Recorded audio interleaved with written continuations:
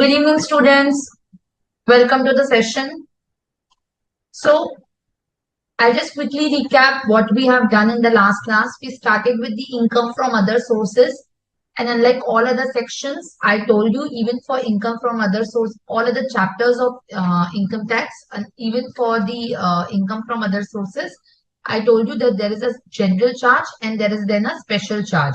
So the general charge says that if the income is not chargeable to tax under any other head of income, it shall be chargeable to tax under the income from other sources, isn't it? And then we said that in case of the specific charge, there are specific income categories which are taxable only under income from other sources. Good evening, Viraj. Good evening, Salish. So the income which is basically the dividend income, which is taxable only under income from other sources. The casual income, for casual income, what did I say? The casual income is taxable here, which is income from race horses, lotteries, crossword puzzles, which is taxable at the rate of 30% under 115BB. And there is a TDS also at the rate of 30% under 194B for lotteries and 194BB for race horses. Then winnings on unsold lottery tickets would not be PGBP but would be income from other sources. Interest on enhanced compensation as per 145B will be taxable in the previous year in which it is received. There will be deduction under section 57, which is 50% of interest. Then interest on the enhanced compensation will be capital gain if it is in the nature of compensation. If it is delayed compensation, then income from other sources. Advance money forfeited due to failure in negotiations for transfer of capital asset, that will be taxable under 51. If it is prior to 14, if it is after 2014, it will be taxable under income from other sources, right? Then advance money which is forfeited. For me, this is going to be the income from other sources, right? This is going to be income from other sources. The gifts under section 56 to 10, which is what we are going to study today. Some received under LIC policy, which is also what we are going to study today. And some received by unit holder from business trust. That is what we will study in the assessment of various entities class. Then interest on securities will be chargeable under income from other sources if not chargeable under head PGB. So if the surplus funds are invested, then it will be income from other sources. If it is invested in the due to the commercial expediency, because of the commercial need of the business, because of some requirement under the business like the margin money for the bank guarantee, that will not be the income from other source. For example, interest on share application money will not be considered income from other source because this has to be returned to the shareholders, so it will be reduced from public issue expense. Income from letting out of plant and machinery similarly will be taxable under income from other source if the business is closed and then the assets are let out. However, if the business is going on and due to reduce the losses, the assets, commercial assets are let out, then it will be PGB. Similarly, contribution from employees to PF, ESIC will be taxable here if not taxable under PGBP. Keyman insurance policy will also be taxable here if not taxable under PGBP.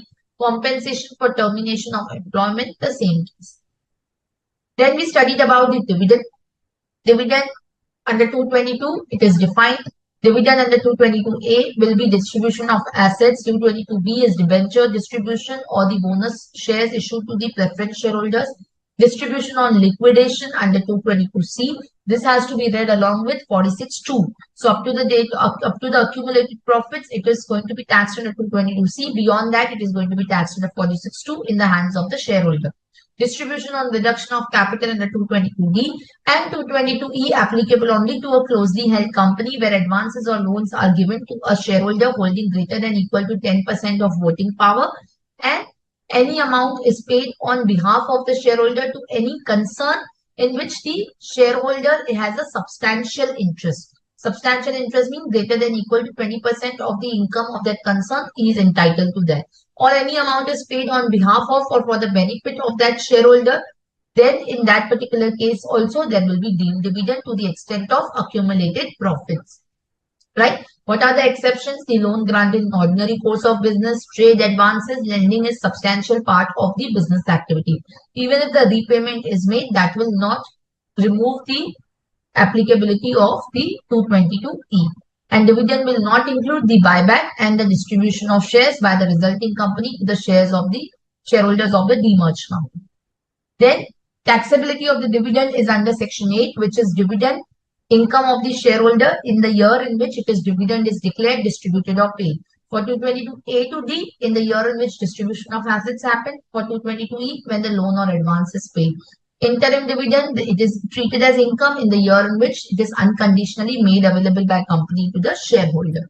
Then you get the deduction under section 57, which is interest expenditure incurred to earn the dividend income, which is subject to maximum 20% of the dividend. Good evening, Geeta. Good evening, Usha. Yes, is this clear till now? Okay, so let's proceed further.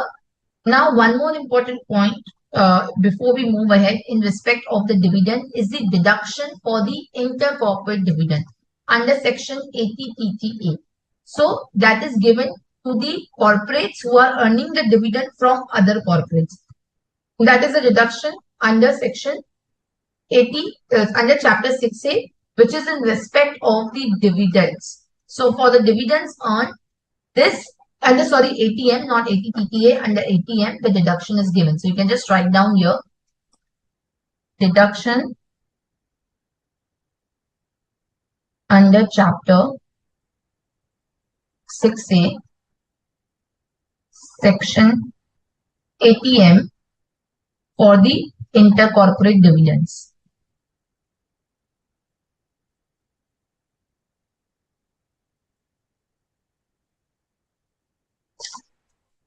So basically when you earn the dividend income, right, this deduction can be availed by a domestic company. This is only allowed to a domestic company.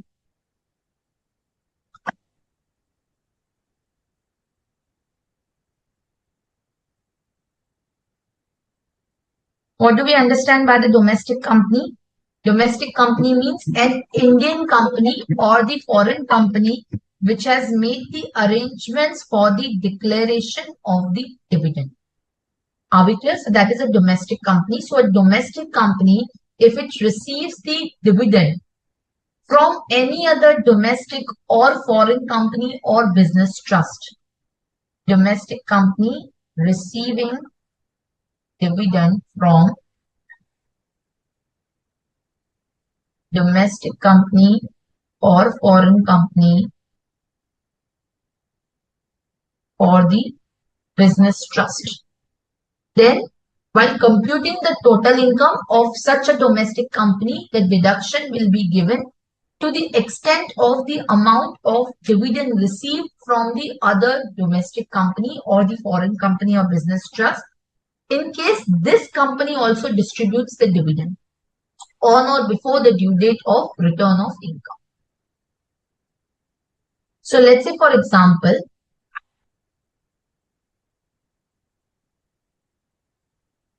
deduction will be dividend received. Deduction shall be dividend received, which is in this case, what they are saying is that the dividend has to be received before the due date. Now, what is the due date?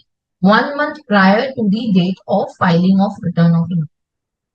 So, while computing the total income of the domestic company, the deduction will be given of the amount of dividend received from the other domestic company, as it will not exceed the amount of dividend distributed by on or before the due date. Are we getting that? So due date means the due date 1 month prior to the date for furnishing the return of income. Now this ATM is available to the domestic company, only to the domestic company. So let's say, for example, let's say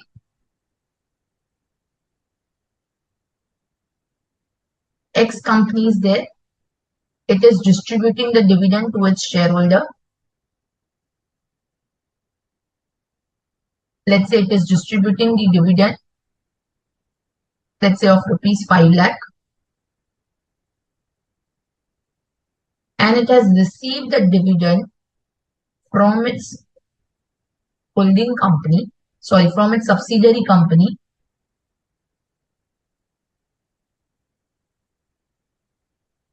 This is the holding company. So then in that case, let's say it has received a dividend of rupees 10 lakh. So in this case, the X Limited will get deduction of, rupees 5 lakh.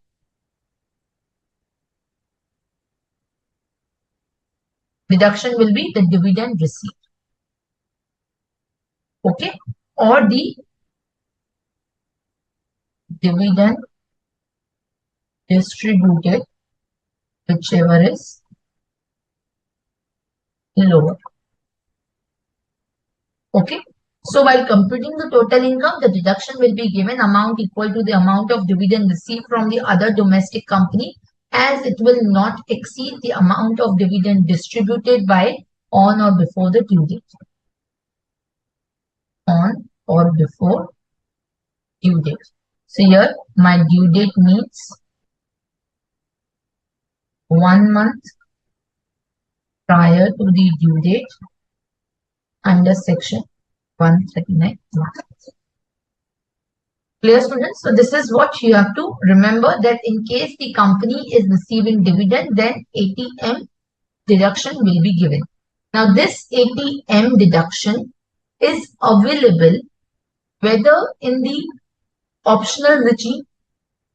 Yes. So when you are claiming the deduction, when you are claiming the tax rate under 115BAA or under 115BAB, whether you can claim the deduction under ATM, yes. Yes or no, students? Whether can I claim the deduction under 115BAA or 115BAB? Go back to your books and let me know.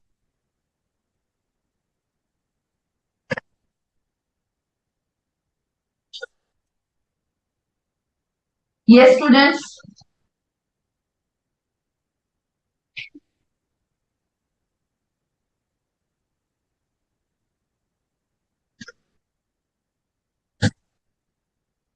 Yes. Do we get the deduction under ATM for 115BAA and 115BAB? Yes, Geeta. Very good.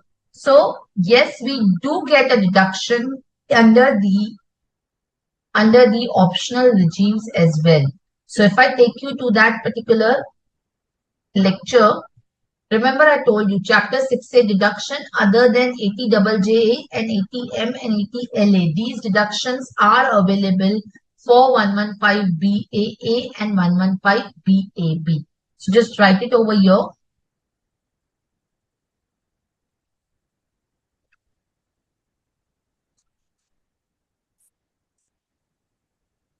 Available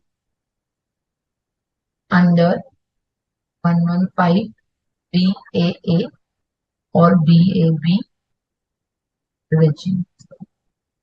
And just highlight that so that you do not forget it. Fine, students. Kirti, it is available.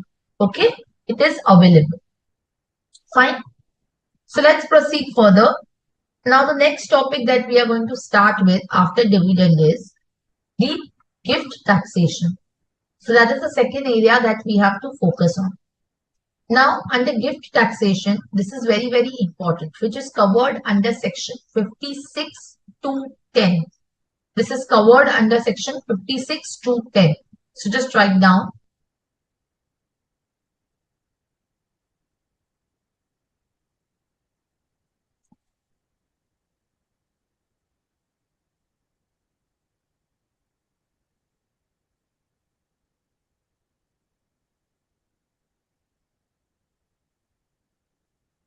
Now this is very important area.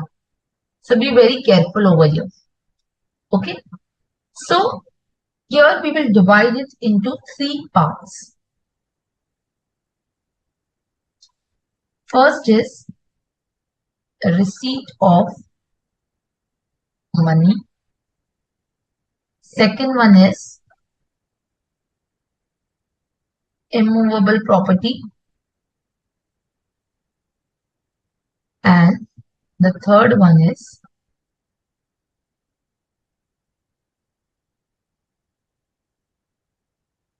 movable property.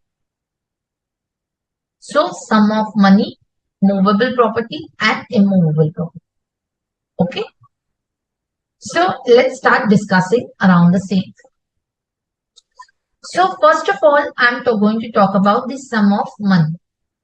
Now 56 to 10 provides that in case I am receiving the sum of money greater than rupees 50,000, greater than rupees 50,000, then the entire amount will be taxed under 56 to 10.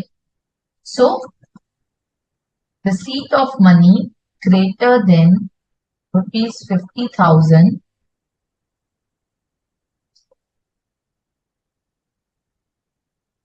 the entire amount would be taxable under section 56 to 10. Fine. That is for the sum of money. Now, in case of immovable property, land or building or both. Now, again, here I will divide it into two aspects. Received without consideration, and next one is received for inadequate consideration. So if I am receiving the immovable property without any consideration, without paying anything in return, then if the stamp duty value of the property,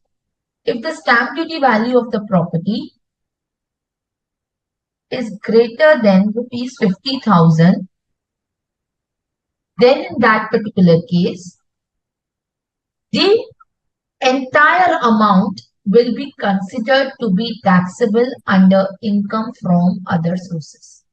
So entire SGV will be taxable as income from other sources.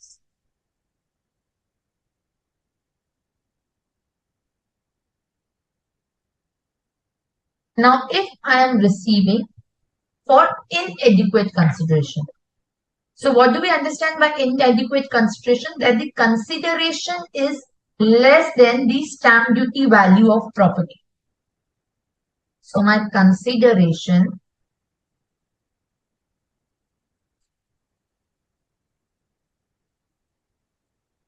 is less than the stamp duty value of property. And the difference between the stamp duty value and consideration, so SDV minus consideration, SDV minus consideration is greater than rupees 50,000 or 50,000, sorry, and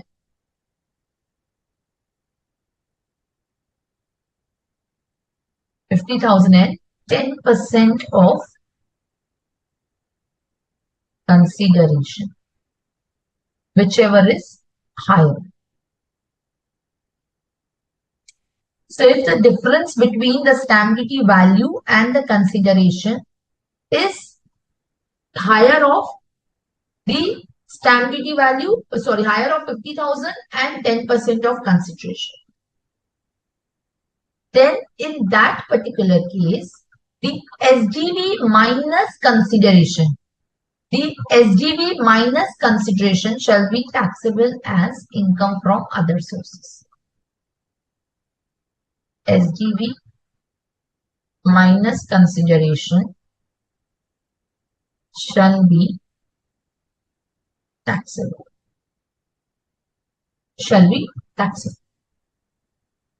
Are we getting that? Now again, here there could be a similar scenario where the date of agreement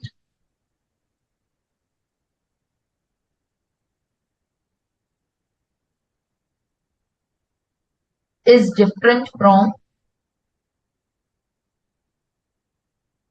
date of registration. So then what will you do if the date of agreement is different from date of registration? Yes, students, what will be the implication? On which date you will take the stamp duty value? If you remember, we had done the similar thing under 43 CA and section 50 C. Yes. What will be the implication?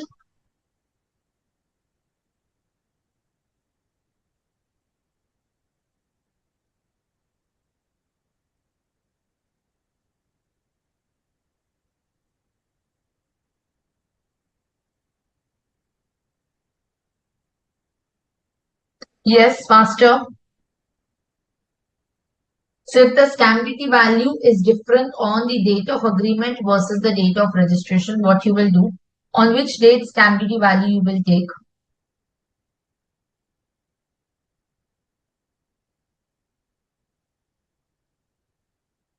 Yes, Mohammed, very good. If the payment is received in ECS or electronic mode or account paid check, then received in ECS mode, but when it should be received before the date of agreement.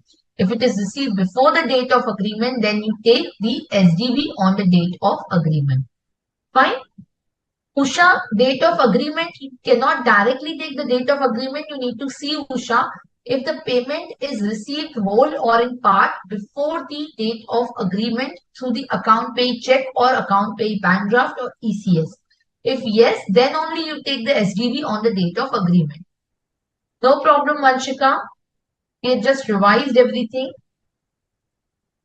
Yes, Geeta, no. If account pay check or electronic mode, but you have to see on which date you have received. So, Geeta, if it is received before the date of agreement, then only you take the date of agreement for the SDV. Otherwise, you take the SDV on the date of registration. So, you do not take the date of registration, Geeta, directly. Are we clear, students? So, just pay attention to small words because this is going to have the implication in exam. So, if the date of agreement is different from date of registration, you need to ask the question whether the consideration is received through the account pay check or account pay draft or ECS or electronic mode on or before the date of agreement. So whether consideration whole or part is received through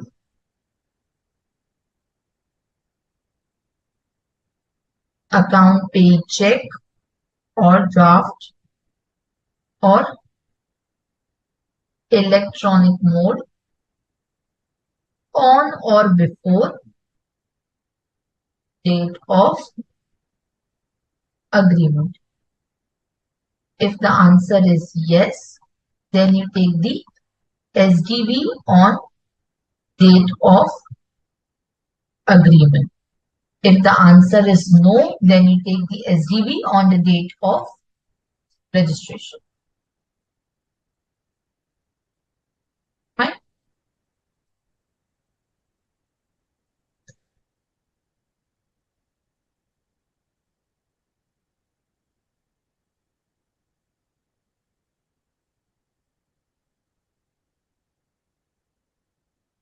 Fine. Yes or no, students? Okay.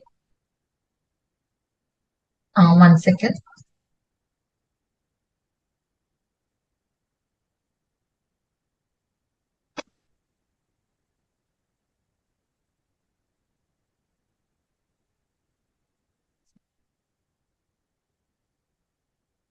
Fine, students. So, this is going to be the implication of the consideration for the immovable property received, either without consideration or for the inadequate consideration. Now, here also, if the assessee it disputes the value, stamp duty value, like section 50C, where the AO could refer the valuation to the valuation officer, and in 50C, if you remember, the valuation officer may adopt a value lesser than SDV. If he adopts a value lesser than SDV, we'll take that value. If he adopts a value higher than SDV, then we'll take the SDV. Okay. So here also similar provision is there that the AO can make a reference to the valuation officer. Now coming to the movable property. Again, for movable property, we will have two situations. Received without consideration and received for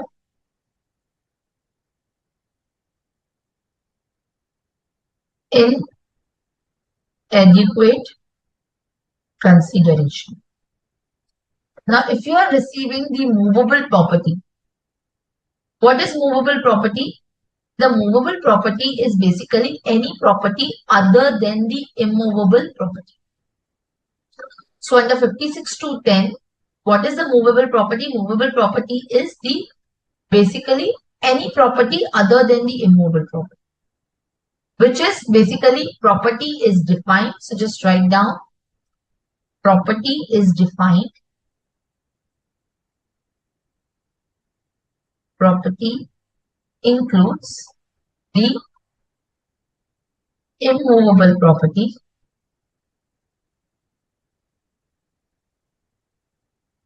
shares and securities, jewelry,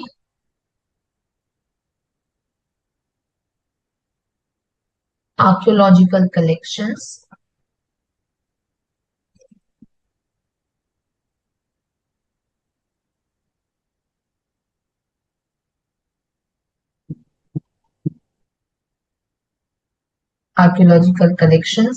then drawings, paintings,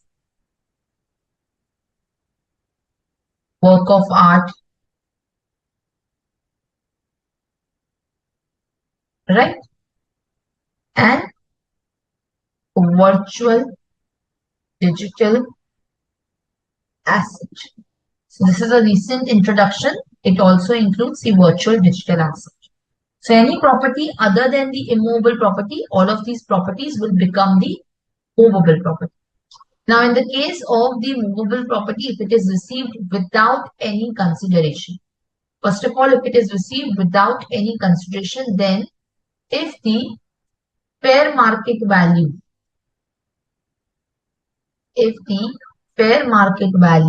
exceeds rupees 50,000, then the entire fair market value will be taxable as income from other sources.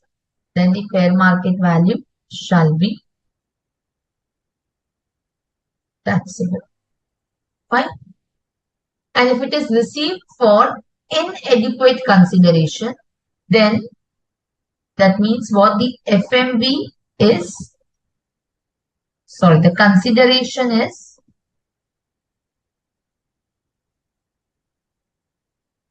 lesser than the fair market value. In that case, if your fair market value minus the consideration is greater than rupees 50,000. If the answer is yes, then FMV minus consideration shall be taxable. Are we clear? Okay. Now understand one thing. Over here. This 56(2)(10), which is there, is not applicable in case when the property is held as stock in trade. So this is only applicable when the property which is received is in the nature of capital asset. Because what is the meaning of the property? So property is defined as property means the capital asset of the assessor. So property means capital asset of assessor. So therefore 56(2)(10) not applicable to stock in trade. So 56(2)(10) is not applicable to the stock in trade. Fine. Now 56(2)(10) is basically also not applicable when the amount of money or immovable property or the movable property are received from the relative. So 56(2)(10)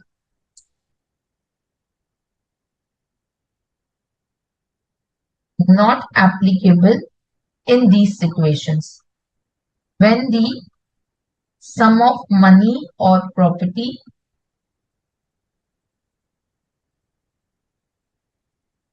received from the relative. Now again, the relative is defined under 56(2)(10), which means spouse, brother, sister of the individual, brother, sister of the spouse of the individual, any lineal ascendant or descendant of the individual or his spouse, or spouses of the person which we have just described. So all of these are the relative. So relative means the spouse, siblings, then siblings of spouse,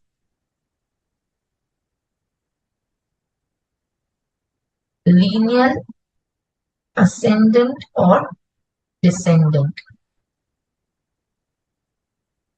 of own or spouse, and spouses of all of them. And for the HUF,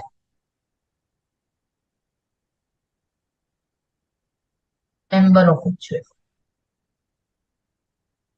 This is for the individual. Okay. So these are the definition of relative. So if the amounts are received from relative or the property is received from relative, 56(2)(10) will not be applicable.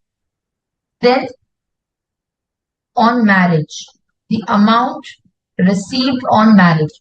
Did you read the recent news which was coming in for Athya Shetty, Sunil Shetty's daughter? Did you read that?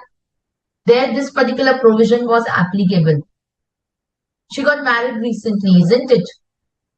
So there were some news reports which were coming in that Sunil Shetty gave the property to his daughter during wedding. Lots of property.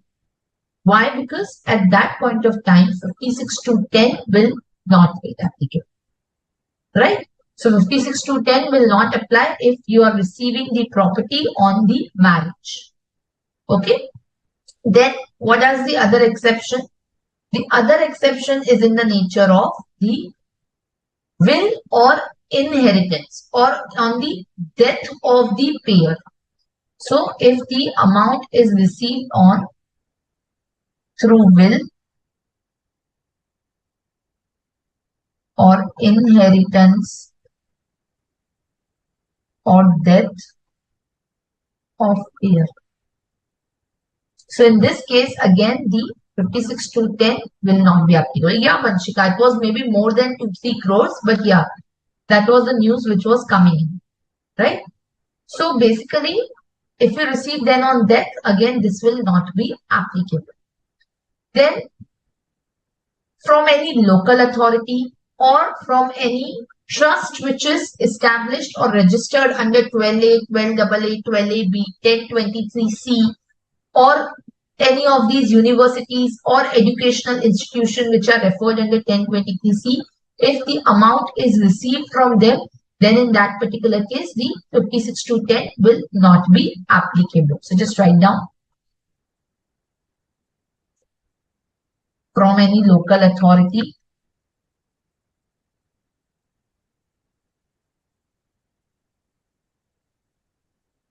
or trust or institutions registered under section 12A, 12AA, 12AB, 1023C. So in these cases, the 56 to 10 will not be applicable. However, there is an exception to that. There is an exception to that for the amounts which are received from the trust. And what is the exception which is given? The exception which says that if the amount is received, or the property is received from any person which is the trustee, or which is basically the author of the trust or founder of the institution, or any person who has made a substantial contribution to the trust exceeding 50,000, or any manager of the trust. In these situations, if you receive the property from them, then in that particular case, 56 to 10 will continue to be applicable. So what it says is that if the amount is received from any trust or institution which is registered under 12A, 12A, 12AA and 12B and 2010 which you see, then this particular 56(2) section will not be applicable. The exception is when the amounts are received by the author or founder of trust or their relative, or the person who has made the substantial contribution to the trust. Then in that particular case, 56 to 10 will continue to be applicable. Okay. So that is something which is the important point which you should be knowing. Okay, knowing. So just write down. Just write it over here.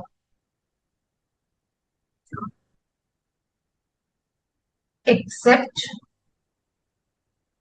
when amount received by author, contributor, trustee, or substantial contributor, which is contributing greater than rupees 50,000.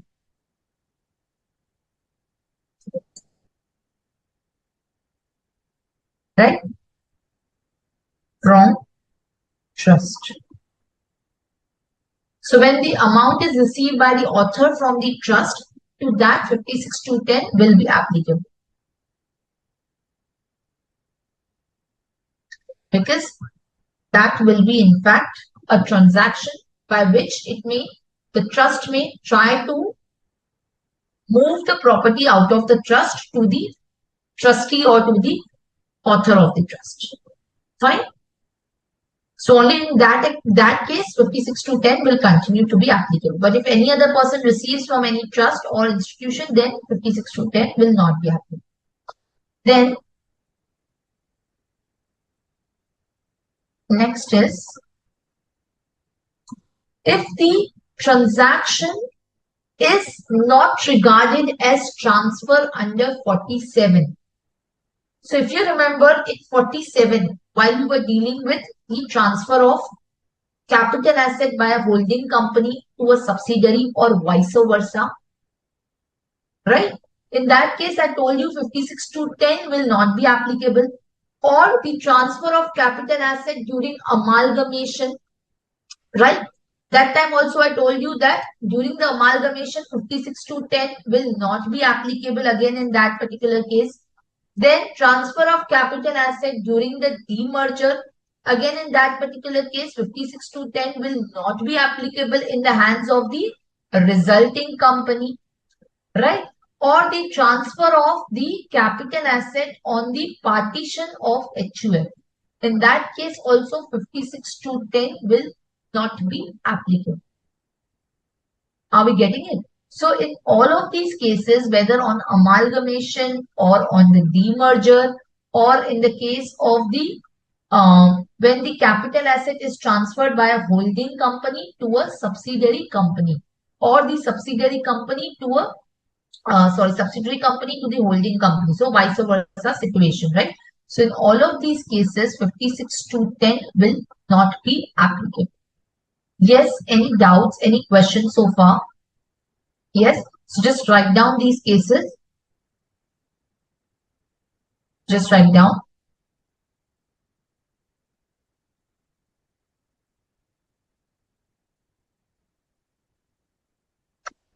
Transactions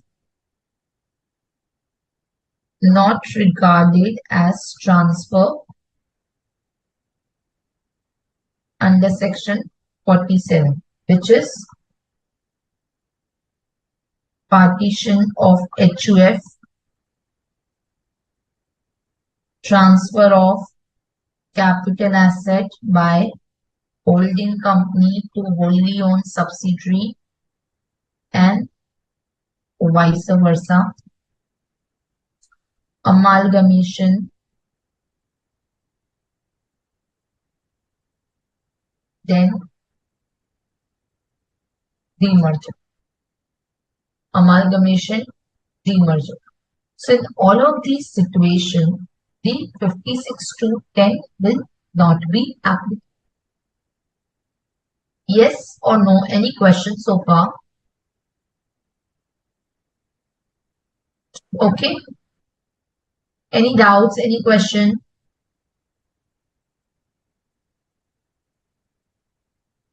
Yes, students.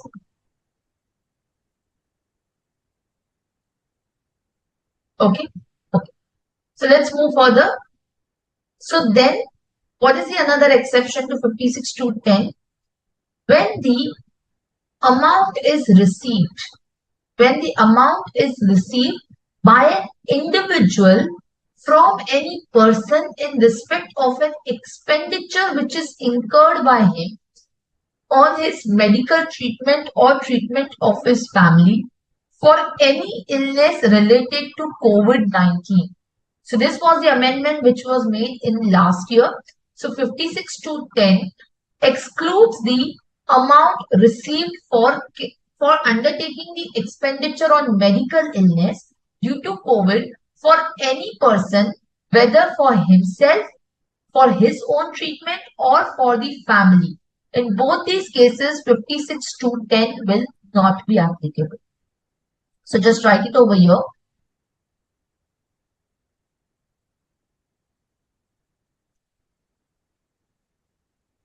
Amount received for expenditure on medical treatment for COVID-19, either for himself or his family. Then this amount will not be considered under 56(2)(10), even if it exceeds rupees 50,000. Even if it exceeds rupees 50,000. Next one is, if a member of the family, if the amount is received not by any person himself, but by his family member, either his spouse or dependent children, right? Or maybe his dependent parents or siblings, on the death of individual due to COVID-19, within 6 months from the COVID-19, where the person has died because of COVID. Then the amount, if it is received from the employer, then 56(2)(10) will not be applicable. If the amount is received from any other person up to rupees 10 lakhs, then also 56(2)(10) will not be applicable. Are we getting that? So if an amount is received for the medical treatment or on the death of a person from the employer or from any other person to the extent of 10 lakhs, then 56(2)(10) will not be applicable if the cause of the death was illness related to COVID-19. So just write it over here.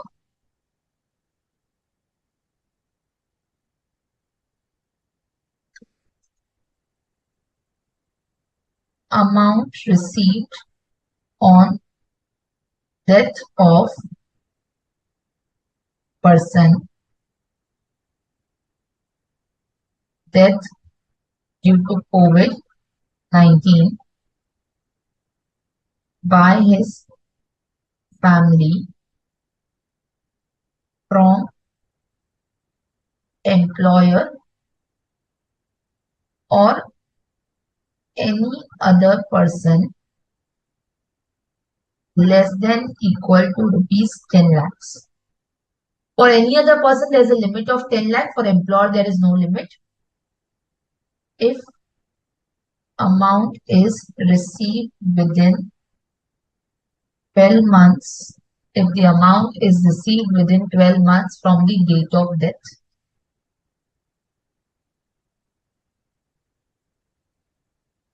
So in that particular case, 56(2)(10 will not be applicable.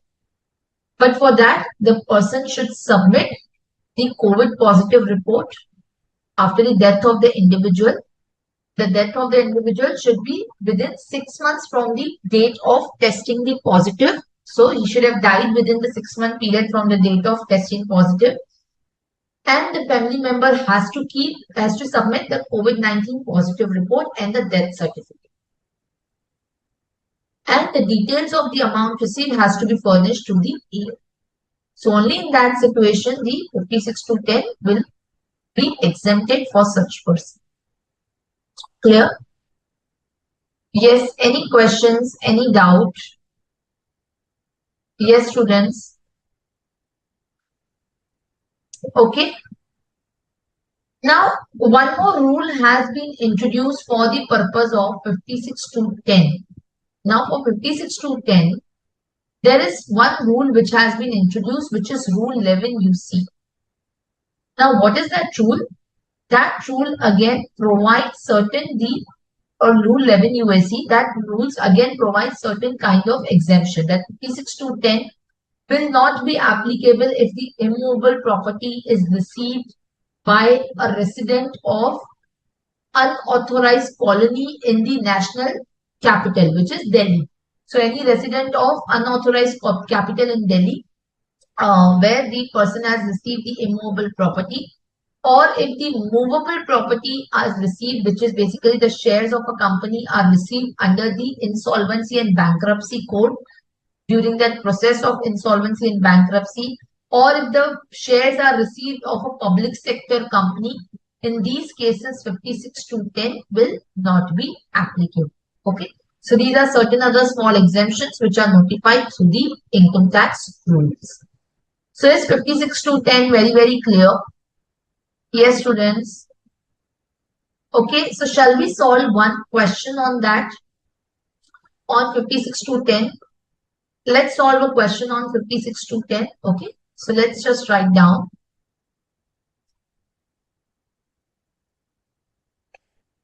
Just write it over here.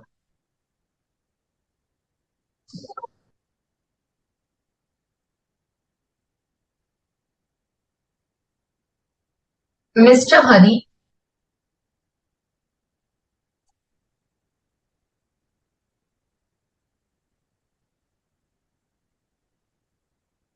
a property dealer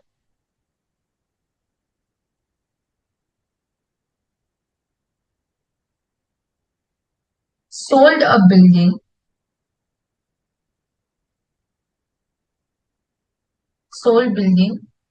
to his friend Shri Hari.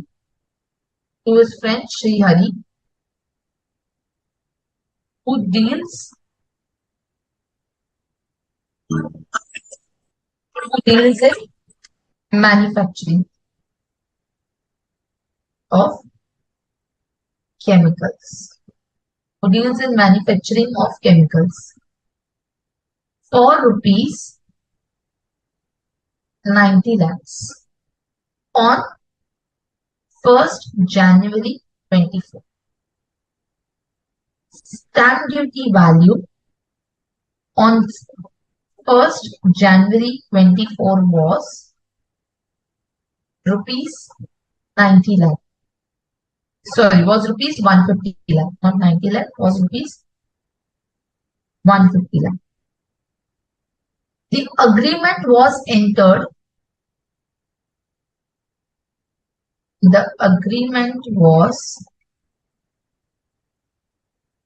entered on 1st September 23, when the stamp duty value was rupees 140 lakh.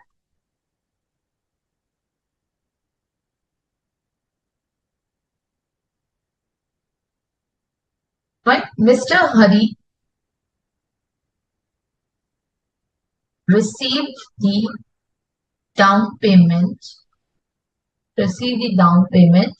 of rupees 15 lakh by a cross check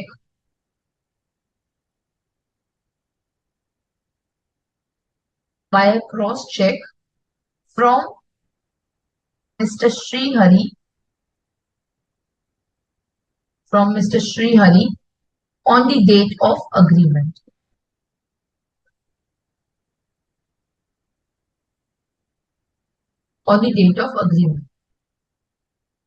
Mr. Hari had purchased the building for rupees 75 lakh on 12th July 2020. Now, what will be the implication for Mr. Hari as well as Mr. Srihari? You have to examine the tax implications for both of them.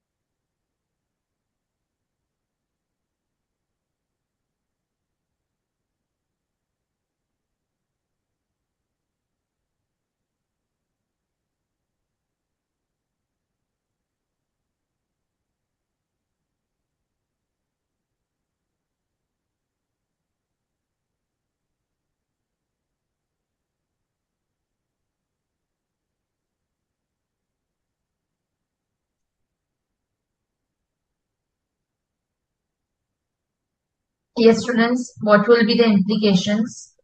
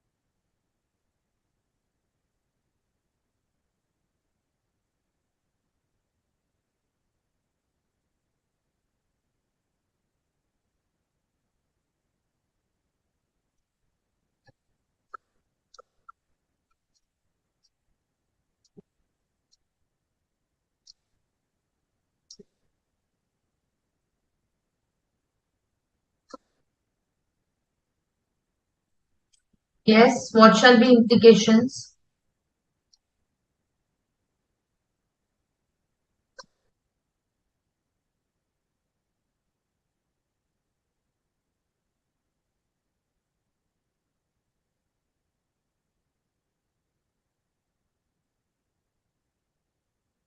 Yes, Geeta, correct.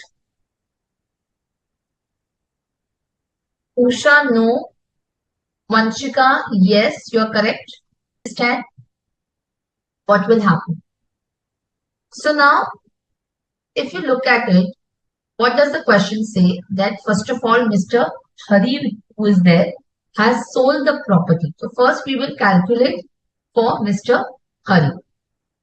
First we'll calculate for Mr. Hari. Now Hari is a property dealer. Hari is a property dealer. Now property dealer meaning which section will be applicable first of all? Yes. Property dealer means what? Which section will be applicable in the case of Mr. Hari? Yes. He is a property dealer. So the property is a stock in trade and not a capital asset, students. Be very careful with each and every word in the examination. So Mr. Hari is a property dealer, meaning the property would be his stock in trade. Yes, Geeta. So therefore, Geeta, in the hands of Mr. Hari, there will not be any capital gain. It would be business profits. Their income would be chargeable under the head PGPP and not under the head capital gain. And also section 50C will not be applicable, but section 43CA will be applicable. Is it clear, students?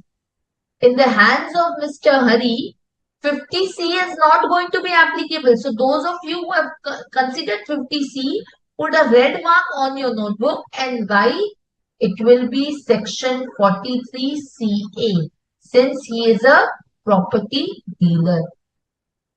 Are we getting that? So just write it over here. If he was not a property dealer, of course we would have gone to 50C. But since he is a property dealer,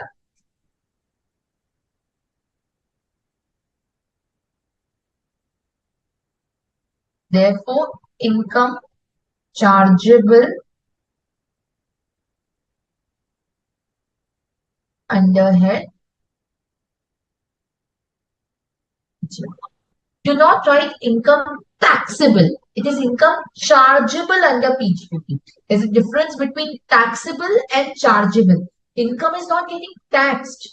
That we will decide later on when we move to the head PGPP. First, it is chargeable under PGPP. First, it has to go under that head. And then we will decide the taxability. Okay. So, income chargeable under the head PGPP. So, section 43CA is applicable in the hands of Mr. Hari. Okay, in the hands of Mr. Hari, section 43CA will be applicable. Now, what does 43CA says? We have to consider the stamp duty value if the stamp duty value is greater than 110% of consideration. So the first question is whether the stamp duty value is greater than 110% of sale consideration. Now for that purpose, you also need to decide on which date we will consider the SDV. Whether on the date of agreement or on the date of the registration of the agreement. So the transfer has happened on 1st January, but the agreement was entered on 1st September. Now you have to see whether on or before the date of agreement, the amount of consideration is received by way of account paid check or draft or ECS or electronic mode.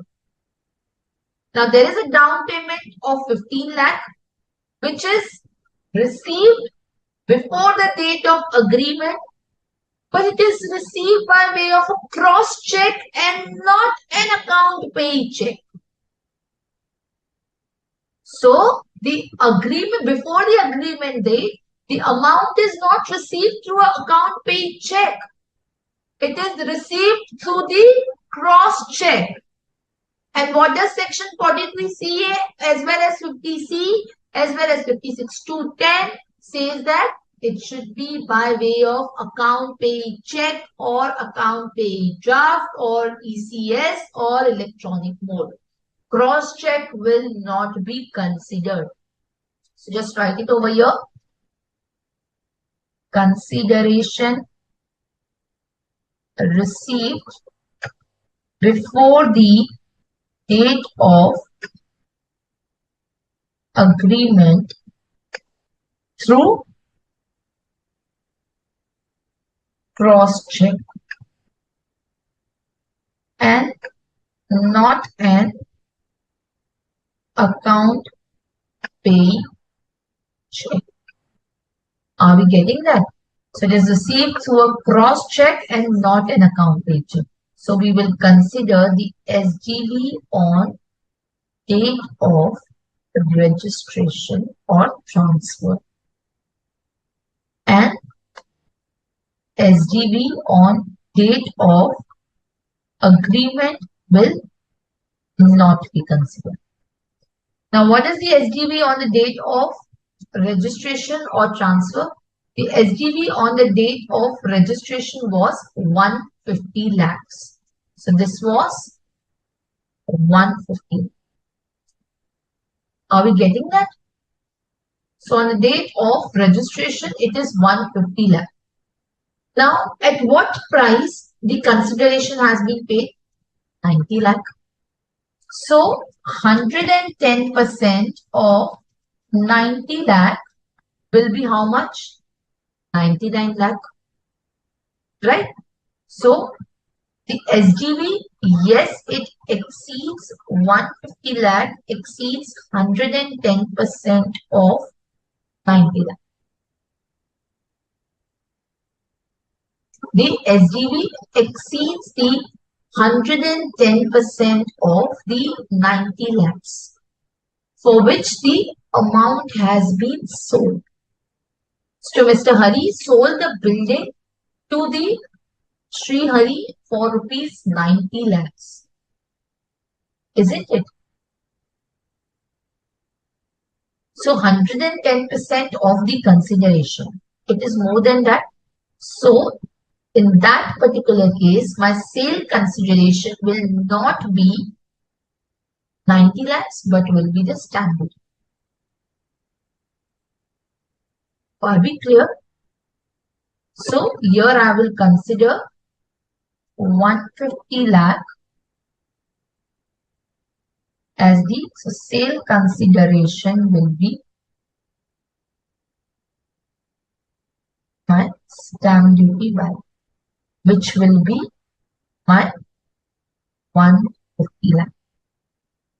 Okay, which will be 150 lakh. So total income here will be, or PGBP here will be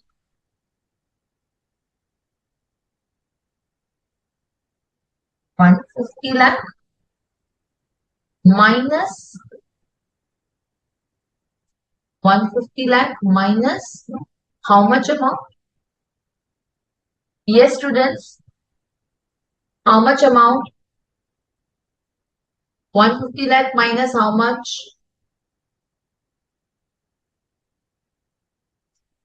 The purchase price. Here indexation, whether that will apply, answer is no. So 150 minus 75 lakh, 75 lakh will be PGBP. No indexation because we are not under the head capital gain. If let's say, for example, Mr. Hari was not a property dealer, then of course 50C would have been applicable. If 50C is applicable, you would have considered the capital gain. Also then your period of holding becomes relevant. What is the period of holding? I have purchased the property in 2022.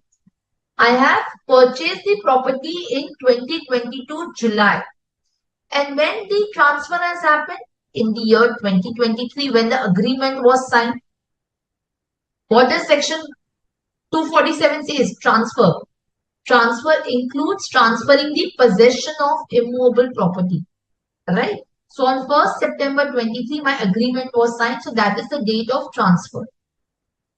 So this is within the period of less than 24 months. So if capital gain would have been applicable, if Mr. Hari was not a property dealer, then it would have been a short-term capital gain, taxable at the norm.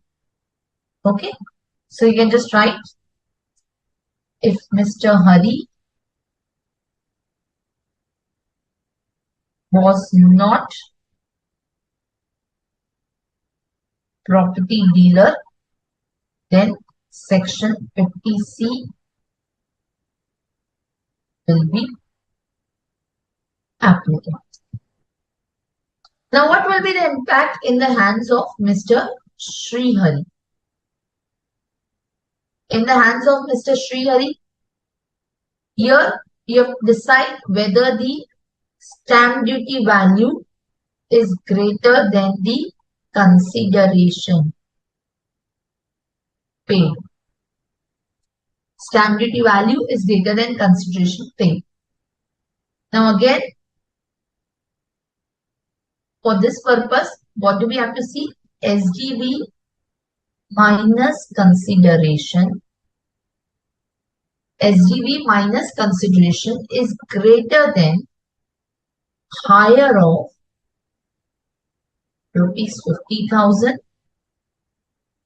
and 10% of consideration. But for this purpose, again, we have to consider SGB on which date? SGB on which date? So again, it will boil down to whether date of registration or the date of agreement. Now, since the amount has been paid by way of a cross check and not account pay check, even for the 56-10, SGB on the date of registration will be considered. So SGB on date of registration, which is your 150 lakh. It's the same reason which is applicable over here.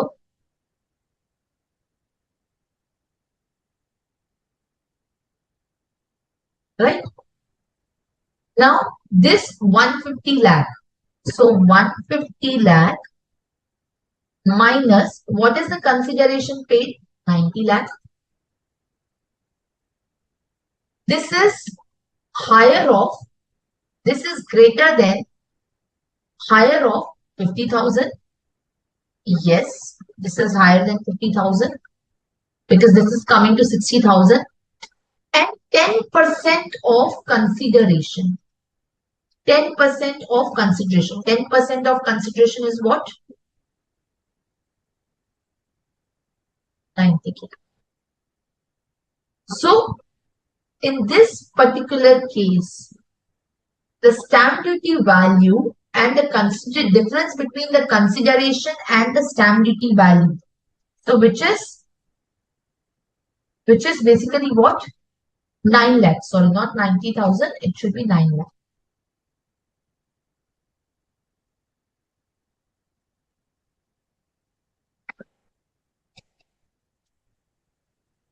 So, how much it is coming to?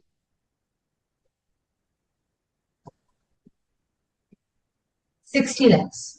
So 60 lakhs is greater than 50,000. It is also greater than 9 lakh rupees. And therefore 56-10 will be applicable. So here the 60 lakh which is amount is there.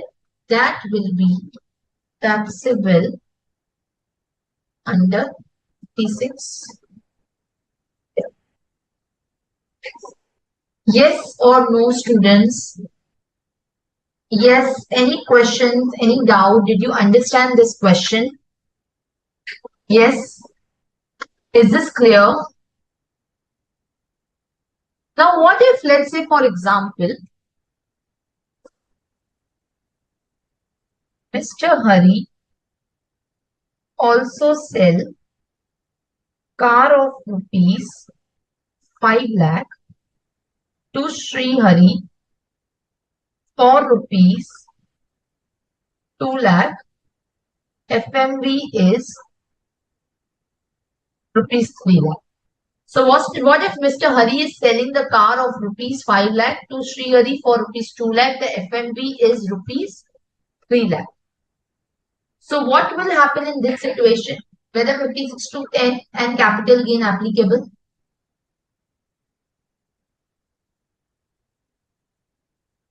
Yes, students.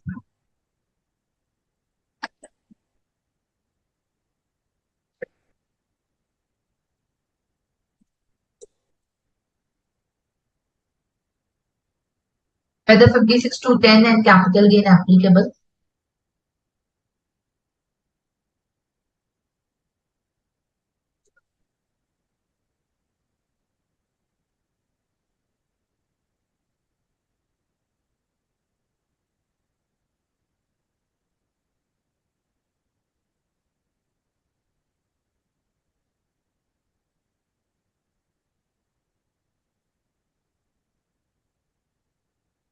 No, Usha. What is the definition of property? No, Vanshika. No. So, what is the definition of property? Geeta, no. The definition of property, if you look at, for the purpose of 56 to 10, it means a capital asset of the assessee. It means the capital asset of the assessee, which includes immobile property, shares and security, jewelry, archaeological collections, painting, drawings, and virtual digital asset. It does not include car. Car is nowhere mentioned in the definition of property. Also, even for the purpose of capital gain, car is a personal asset. Car will not be a business asset unless it is used for the business purpose. Then it will become a depreciable asset. So car is a personal asset. So it is not even a capital asset under 214, which excludes the personal asset. So neither capital gain is applicable nor 56 to 10 is going to be applicable on the sale of car. Are we clear, students? So just write it over here. Section 56 to 10 not applicable as car is not a capital asset and not covered in definition of property. Further, there will not be any capital gain as there is no capital gain as it is personal asset excluded from definition of capital asset. Yes. Okay, students. Fine. Yes or no? Any questions? Any doubt? Okay. Now we understand what is the stamp duty value. That we are clear. Right? We understand what is the stamp duty value. But what is the fair market value for the movable property? So here, in fact, you should write, instead of the word movable property, just correct it and write property other than movable. Because virtual digital asset is not a movable property. Property other than immovable property. Write it like this. This will be more correct way. So as I said, it should be if the FMV exceeds rupees 50,000, if it is for without consideration or if it is for inadequate consideration, then the FMV minus consideration. So now what is the FMV? How do you determine the FMV? So for the purpose of determining the FMV, rule 11UA gives the valuation. So for the jewelry, it is the open market value, right? or it could be a purchase value based on the invoice. So for the jewelry, or even in the case of archaeological collections, paintings, drawings, or any work of art,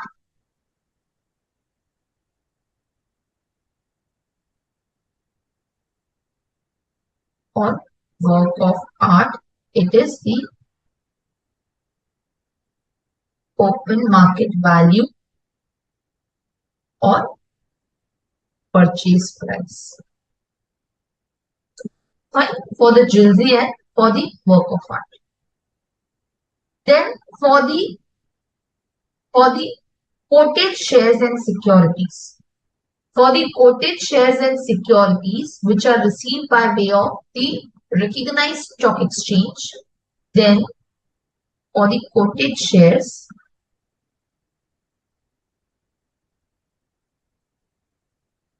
and securities, the FMV shall be the value on the stock exchange. So transaction value on recognized stock exchange. And if it is not received through a stock exchange, then the fair market value shall be the lowest price of the securities on the recognized stock exchange. So same way we had it under ESOP valuation also for the purpose of perquisite taxation, same valuation will be applicable, which is the value on the recognized stock exchange. For the unquoted shares,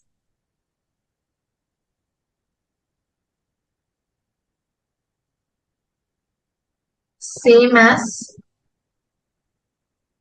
section 50 CA. If you remember section 50 CA, A plus B plus C plus D minus L, which is the value of book value of all the assets, immovable property stamp duty value.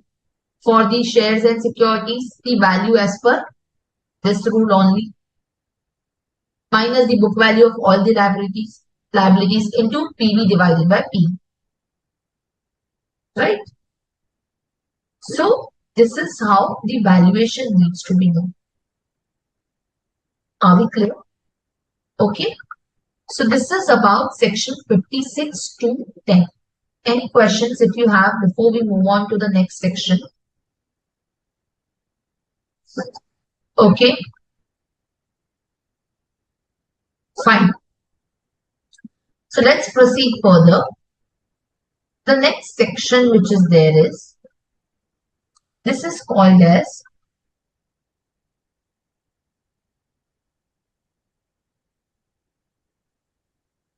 angel tax. Section 56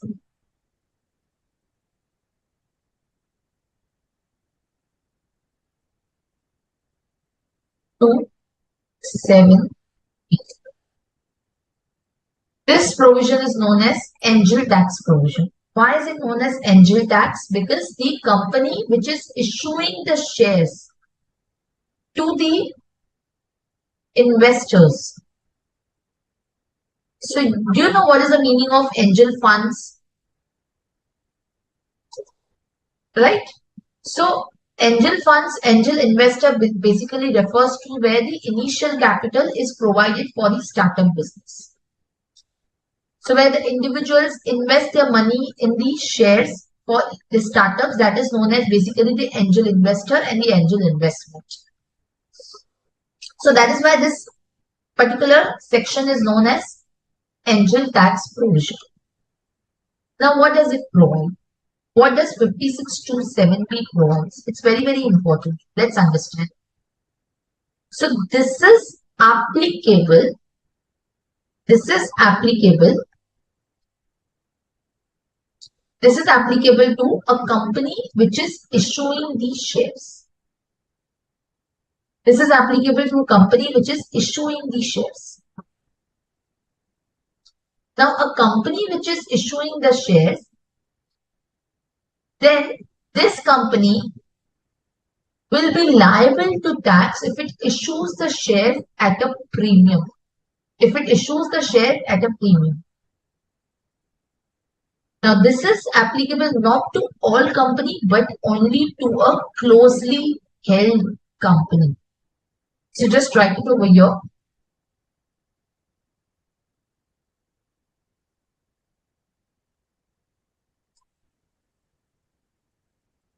Closely held company. Closely held company means a company in which the public is not interested, not substantially interested. Receives the consideration. Closely held company receives the share capital or receives the consideration on issue of shares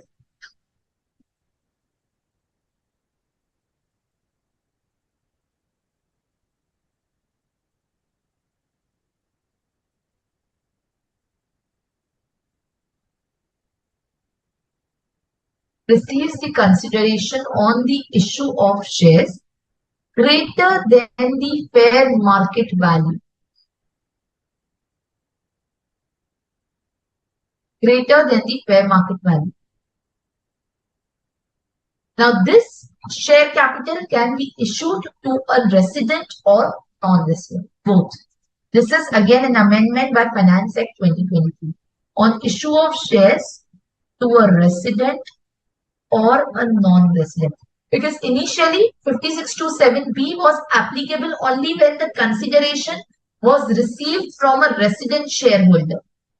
Now it has been extended to even a non-resident shareholder. So if a closely held company receives the consideration from resident or non-resident greater than the fair market value of shares, then the consideration received for the issue of shares, if it exceeds the face value of the shares. So this is applicable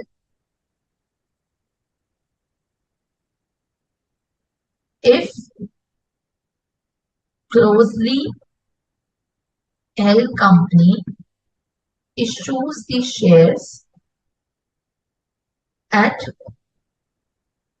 premium, meaning issue price greater than the face value. Then under 5627B, issue price minus the fair market value is chargeable to tax under 5627B. So issue price minus the consideration, minus the FMV will be chargeable to tax under 5627B. Okay. So this is applicable when the issue price is at a premium. It is not at the face value. So 5627B is applicable when the closely held company issues the shares at premium. So that means issue price is greater than face value. So issue price minus the FMV will be taxed under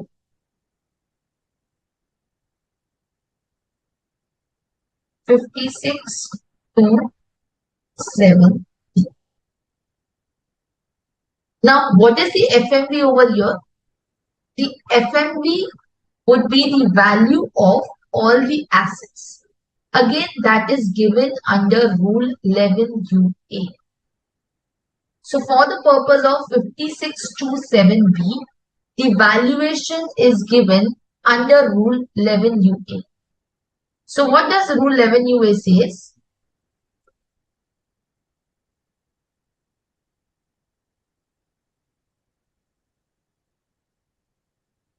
Now, again, there has been amendment in the rules with regard to the valuation. There has been amendment into the rules with regard to the valuation. Now, what is the amendment in the rules? The new valuation rules are prescribed for the purpose of 5627B valuation.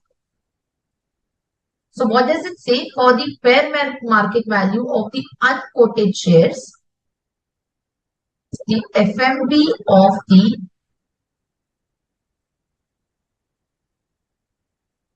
unquoted shares shall be the A minus L into PV divided by PE. PV divided by PE. So A is the book value of all the assets, L is the book value of all the liabilities. Of course, you will not consider the paid up capital, provision for tax, reserves and surplus, that you will not consider, or any other provision for liabilities you will not consider under L. And again, for the book value of assets, you will not consider any deferred expenditure or income tax paid minus income tax refund. Are we clear? So this is basically for the unquoted share, it is the book net asset value. You can write down net asset value.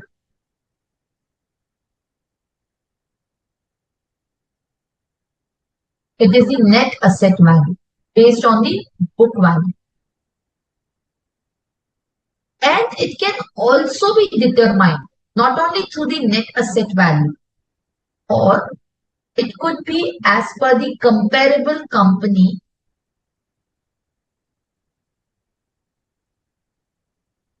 multiple method. So they have prescribed the additional methods for calculating the value of the unquoted shares. The discounted free cash flow method, DCFF, discounted cash flow method. Then probability weighted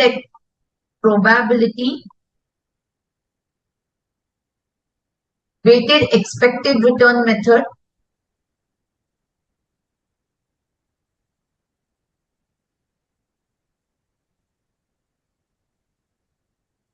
Then it can also be as per option pricing method.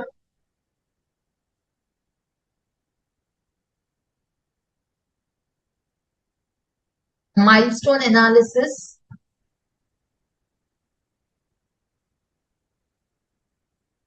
Or as per replacement cost method.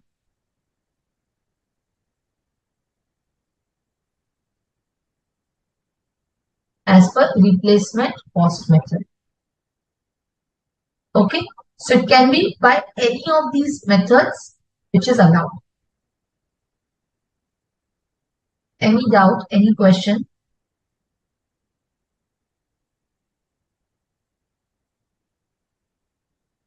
Clear? And in case the compulsory convertible preference shares are issued, then the value shall be determined again in accordance with these particular methods only, or the fair market value of the unquoted shares, the value of which is derived by the compulsory convertible debentures. Clear? So for the CCPS, compulsory convertible preference shares, the FMV of unquoted shares shall be unquoted equity shares. Yes. Any questions? Any doubt? Okay. Yes. Any doubts? Any questions? Yes, students. Is it clear? Okay. Then one more last point. So 56 to 10, sorry, 56 to 7b. It says that the rules say that the valuation rules will not be applicable. These valuation rules will not be applicable for the unquoted shares or for the preference shares if the issue price of the shares, if the issue price of the share exceed the value of the shares which is determined under Rule 11 UA by an amount not exceeding 10% of the valuation price. So you can just write it over here. If the issue price is less than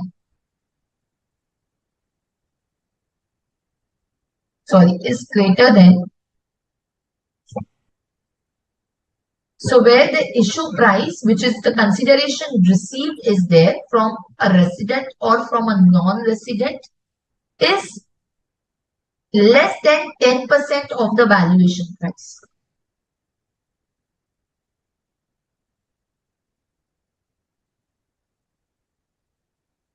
Is less than 10% of the valuation price, then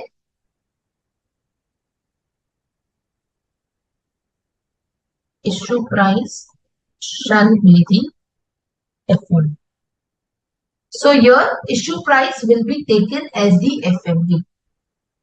Are we clear? So where the consideration received is less than, is not exceeding 10% of the valuation price. So if the issue price of the share exceeds the FMV, which is determined in accordance with this section, but it is less than 10% of the valuation price, then the issue price only will be taken to be the FMV. Clear? So this is only applicable where my issue price is greater than the FMV. Clear? Yes or no, students? Okay. So now let one more small point under 5627B. 5627B has certain exceptions. So 5627B is not applicable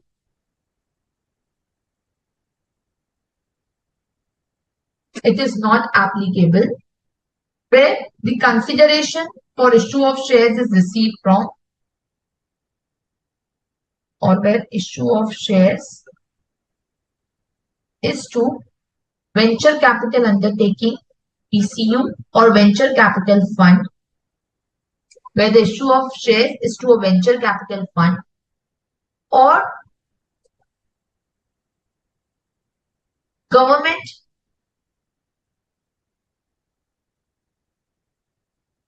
you can write where issue of shares to VCF, government, banks,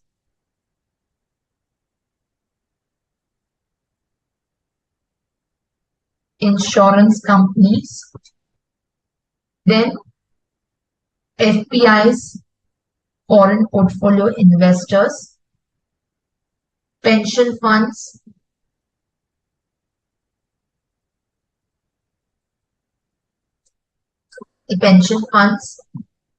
or the 5627B will also not apply to consideration received by a company if the said consideration is received from a startup.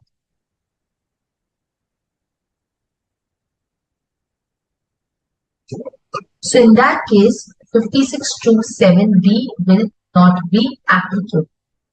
So 5627B will not apply to a startup. Let's be very clear about it.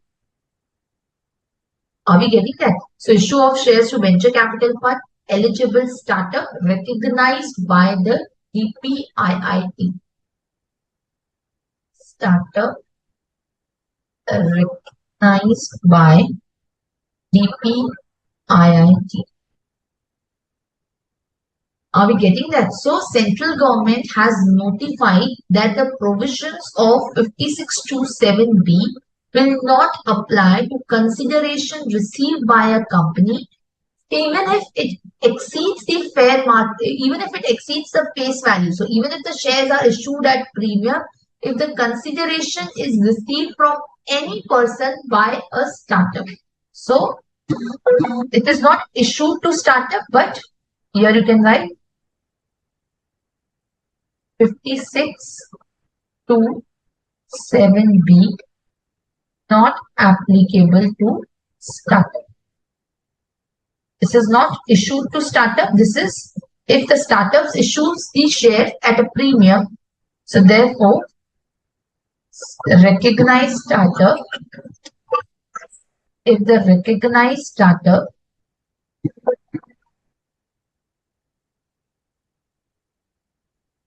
issues the shares at premium, Section 56 to 7B not applicable. Okay, so who is a recognized startup? The recognized startup has to fulfill certain conditions. If it fulfills certain specified conditions. And what are the conditions? It should be recognized by DPIIT, that is Department for Promotion of Industry and Internal Trade. The paid up share capital and share premium less than rupees 25 crores. Less than rupees 25 crores. Okay. So here in this 25 crore limit, in computing the paid up share capital and share premium for 25 crore, the shares issued to non-resident will not be included. Non-resident and venture capital fund will not be included. Okay. So shares issued to non-resident or venture capital fund will not be included. Are we clear? Then the consideration received by such startups from a non-resident or venture capital fund will not be included for the paid up share capital. Are we getting that? Then next is, it has not invested in, should not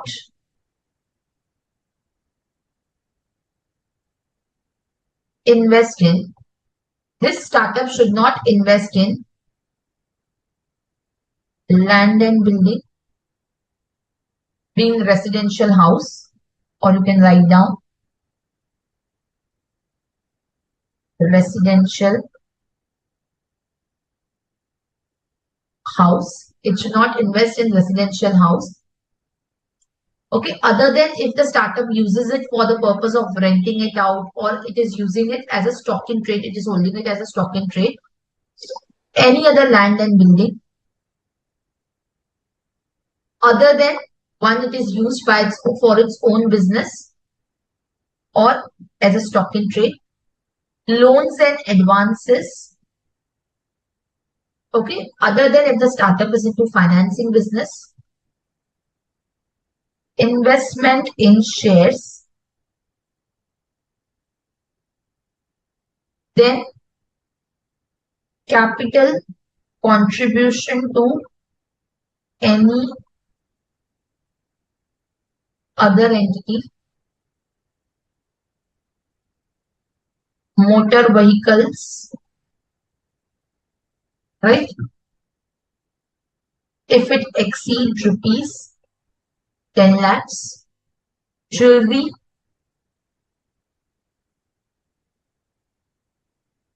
So any jewelry other than if it is held as stock in trade.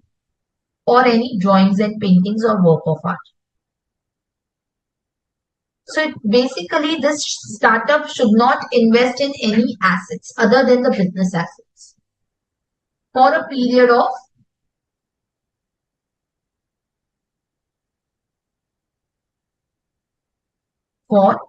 7 years. For 7 years period, it should not invest in any of these assets. The turnover of this startup should be less than rupees 100 crore. So paid up share capital less than 25 crore and turnover should be less than 100 crore. If it fulfills these conditions, then 56 to 7B will not be applicable.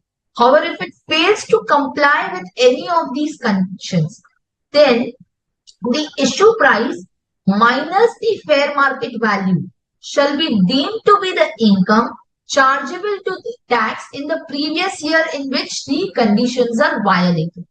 Also, there will be penalty for misreporting of income at the rate of 200% under 278.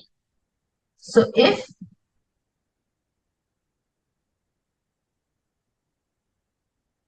any of conditions are violated, the issue price minus the FMB deemed to be income of previous year of violation plus misreporting of income,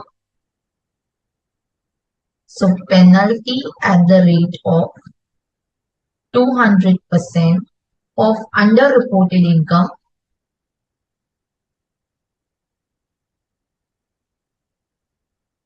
under section 270. Fine, students?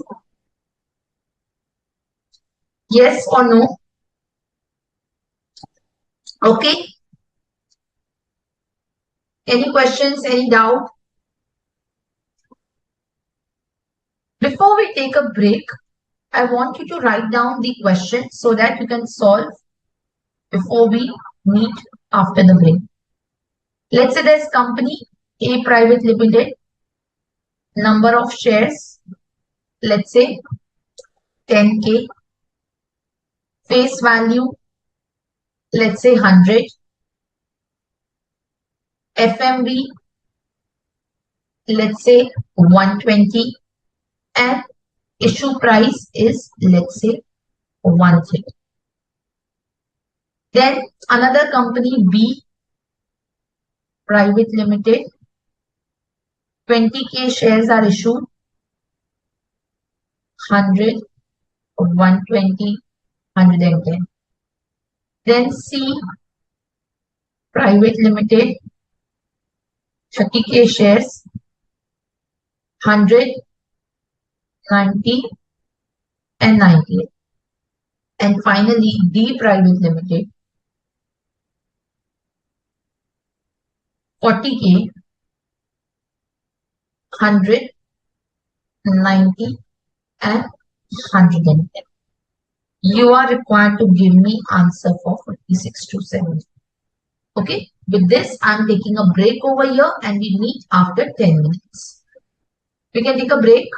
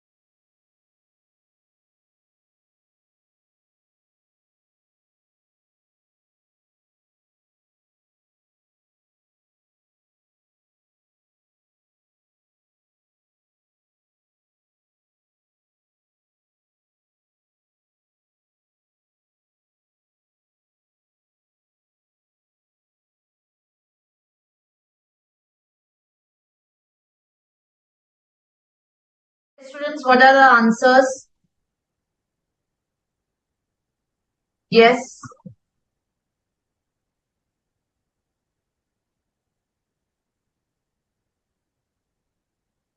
Yes, faster. Yes, Usha, correct. In the first equation, your answer is correct. In situation B also it is correct. C also it is correct. And for D as well, yes, it is correct. Yes, Usha, very good. Others, yes, in the first situation, whether shares are issued at premium, answer is yes. So 5627 we will apply. So what will be my taxability in the 5627B? This is going to be 10, which is 130 minus 120 into 10K. So 1 lakh will be chargeable under 5627B. In the second case, shares are issued at premium. Yes. But the issue price does not exceed the fair market value. The issue price does not exceed the fair market value. So in this case, no tax. Third scenario, the shares are not issued at premium. So section 56(2)(7)(b) is not up. And in the last case, the shares are yes issued at a premium. So 20, which is 110 minus 90 into 40K, which is 8 lakh, will be charged under 56(2)(7). Yes, students, is it clear? Is 56(2)(7)(b) very, very clear to you? Yes or no, students? At least revert. I need the answers. Nobody has given me the answers as well. Yes, students. Faster. Are we clear with 56(2)(7)(b)? Okay. So 56(2)(7)(b) applies in the hands of the issuing company and not in the hands of the shareholder. So 56(2)(7)(b) will be applicable in the hands of the issuing company. So just write it over here. In hands of issuing company. Fine. Yes or no? Any questions, any doubt before we move to the next topic? Yes? Okay, Vanshika. Now, the next topic is what we have already done under the head capital gain. And now also under the income from other sources, which is what we are going to do. There is the same CBDT circular which is applicable, and hence I have not covered that circular while we were dealing with the capital gain in that area. So that is what we are going to study now. Okay? Yes? Okay. So let's proceed further. Now, the next topic, that is which is what we are going to cover. Before that, last one point with regard to the income from other sources. So, here, under income from other sources, family pension is also taxable. So, family pension which is there is taxable under income from other sources. But you get deduction which is equal to 1/3 of such income or rupees 15,000, whichever is less, or rupees 15,000, whichever is less. So that is also covered under income from other sources. Okay.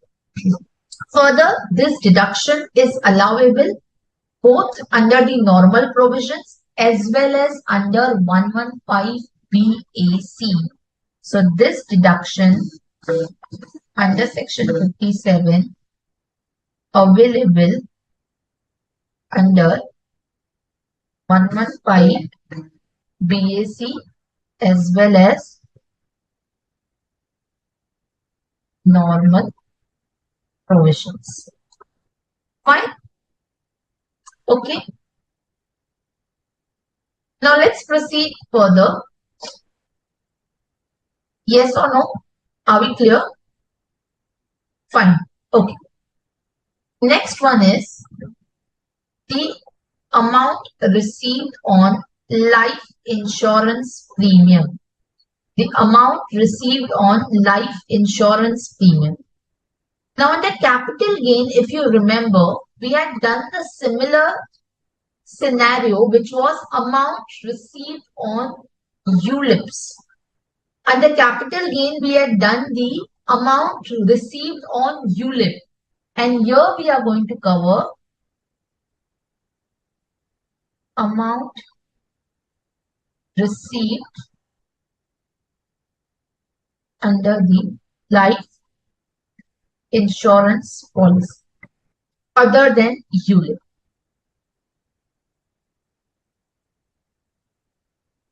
Now this is the amendment by Finance Act 23. So this is going to be very, very important for you for your examination. So next 1 hour we are going to devote just on this, and with that we will be finishing off the income from other sources. So this is what our entire agenda is now, to finish off this particular provision, and then we are done with the income from other sources. And with that we will be also completing the heads of income. Okay, so let's get quickly started. What do you remember, all of you with me, what do you remember under the head capital gain? Amount received on ULIPs. What was the implication? Yes, students, and which section was that? Yes, I need answers. See, this is very important area. So just tell me, what did you study under the capital gain? Yes.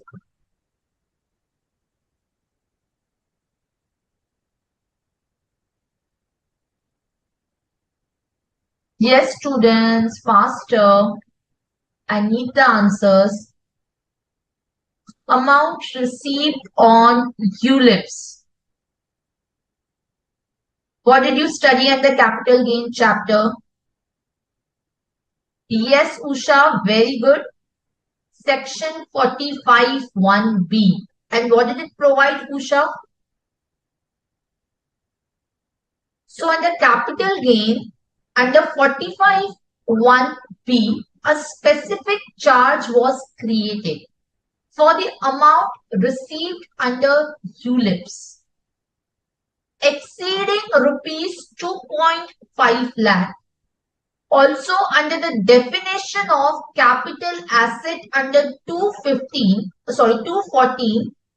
ULIPs are listed as a capital asset.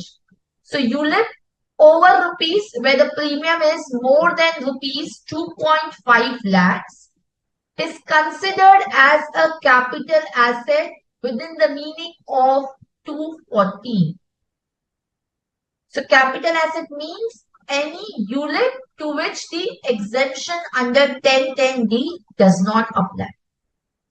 And then there is a specific charge under 45 1B which provides that the capital gain will be arising in a case where the amount is received on the ULIP.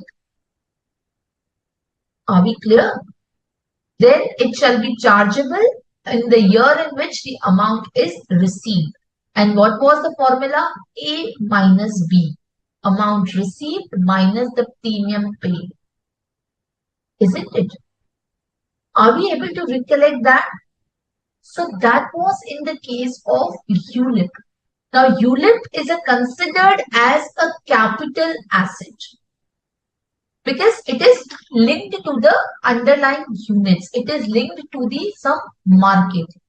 The insurance policy is linked to the market returns.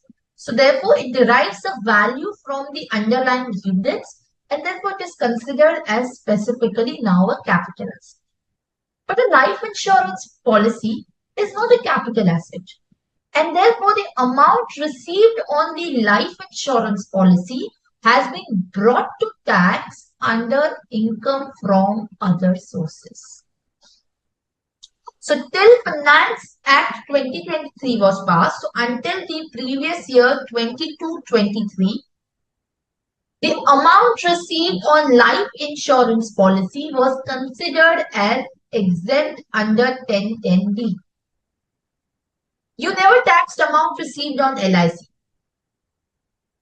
But from now onwards, in order to bring the parity between the taxation of ULIP and the amount received from the LIC, this particular provision has even been similarly made applicable on the LIC sum proceeds which are received. But since this is not a capital asset, there is no taxability or chargeability under the head capital gain. The chargeability is there under income from other sources. So just write down.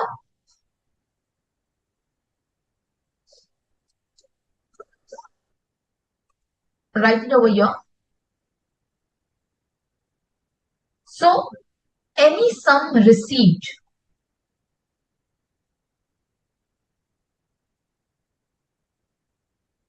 I'm dividing it into two parts. Sum received under insurance policy, under life insurance policy.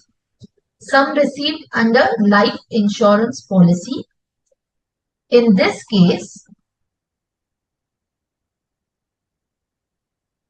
there will be two scenarios.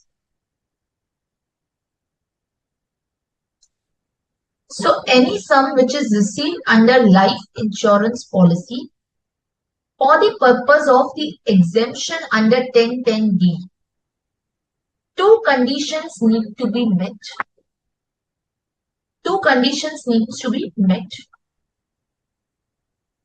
Now, what are these two conditions? Let's try and understand. Number one is the premium on the life insurance policy. The premium on the life insurance policy is less than rupees 5 lakh. Is less than rupees 5 lakh. So, under life insurance policy, first is issued after 1/4/23. So this is applicable to the life insurance policy issued after 1/4/23. Are we clear? In this particular case, if the premium on the policy, premium of the policy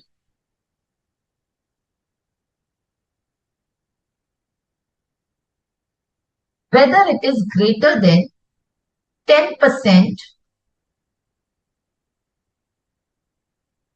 of sum assured. 10% of the sum assured, or you can just write less than 10% of the sum assured, and 15% or 15% in case of 15% in case of life of person with disability.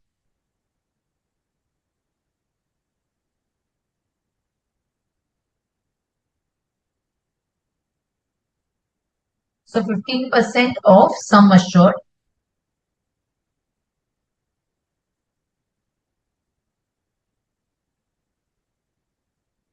Second, the premium which is paid. The premium which is paid does not exceed rupees 5 lakh.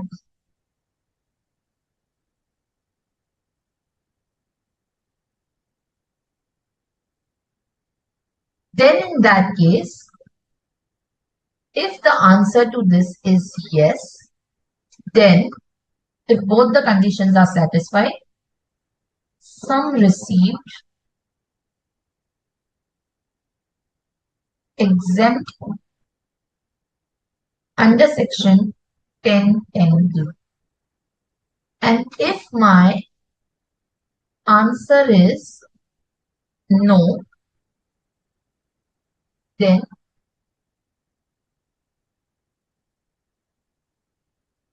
income chargeable under the head income from other sources. Income chargeable under the head income from other sources under section 56. Under section 56(2), the income will be chargeable. Fine. So if the answer is yes, then it will be exempt. Otherwise, this will be chargeable under section 56(2), 30.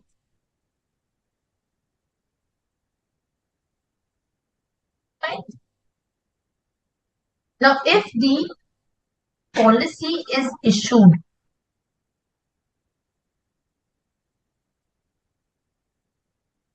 prior to 1/4/2023, if the policy is issued prior to 1/4/2023, then the only condition was of the premium which is payable. Are we clear? The only condition was of the premium payable. That the premium should not exceed 10% of the sum assured or 15% of the sum assured in case of a disabled person. Only then the exemption could have been claimed. So, issued prior to 1/4/2023,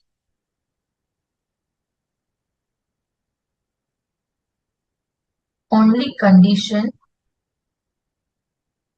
of premium less than 10% or 15% of sum assured. There was no condition of premium less than rupees 5 lakh. If the answer is yes, then exempt under section 10(10). If no, income from other sources. Fine.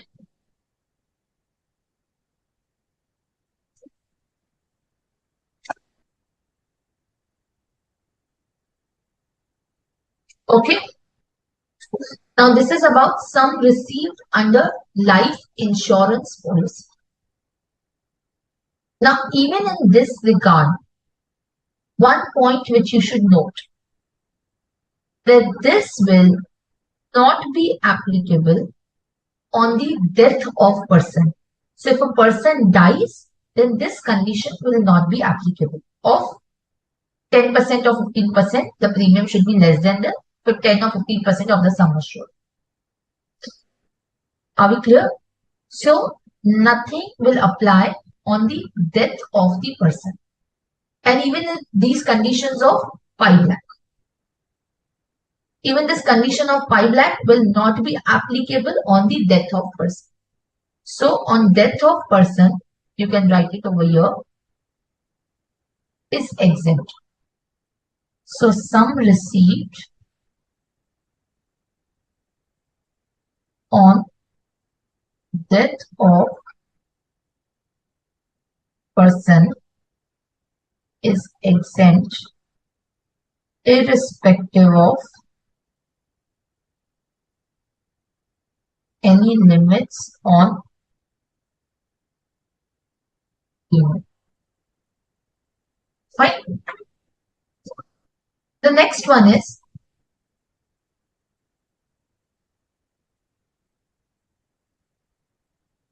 sum received under ULIP. Sum received under ULIP, under the Unit Linked Insurance Plan. Now, in case the sum is received on the Unit Linked Insurance Plan, if any sum is received on the Unit Linked Insurance Plan, then for that they have kept the limit of 2,50,000. 2,50,000. So if the amount is less than rupees 2,50,000, the exemption under 1010D will be applicable. The exemption under 1010D will be applicable. Are we getting that? And plus you also need to satisfy the conditions, which are the premium paid should not exceed 10 and 15%. So that condition will be remaining even under the ULIP. So you can write down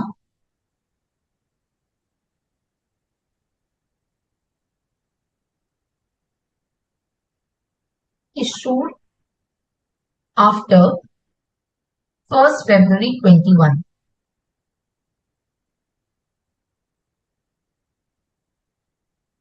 Issued prior to 1st February 21. Condition of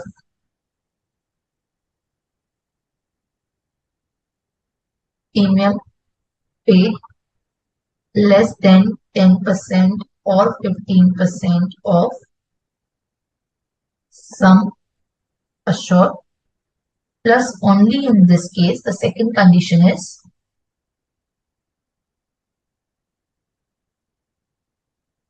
premium less than rupees 2.5. If the answer is yes, then exempt under section 1010D. If the answer is no, then capital gain under section 45(1)(b). Sorry, first you should write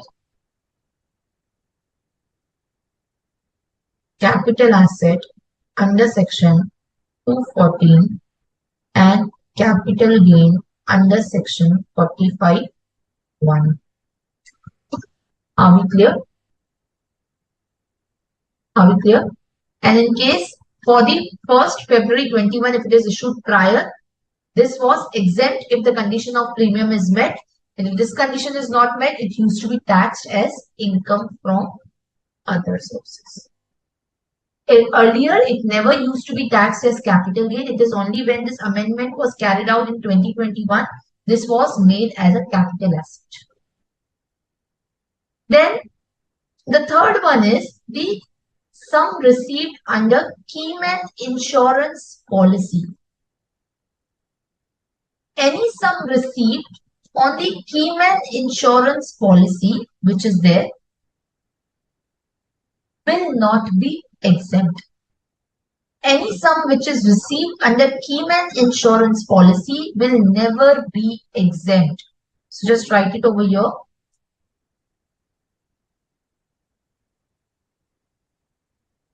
Sum received under Keyman insurance policy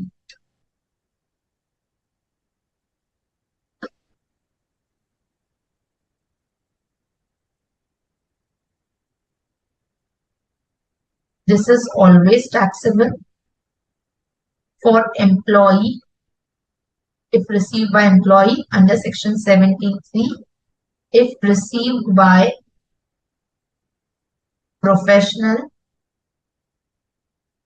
or businessman, then under 28(5)(a), and for family This is under section 56(2).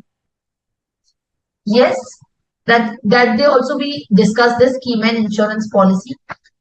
So if it is received by the employee, it is taxable under 17(3). If it is received by the businessman or the professional, then it is taxable under section 28(6), not 5(a). Sorry, it should be 28(6).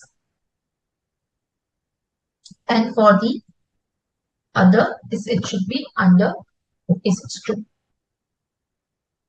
Yes, also any insurance policy which is taken for a disabled person.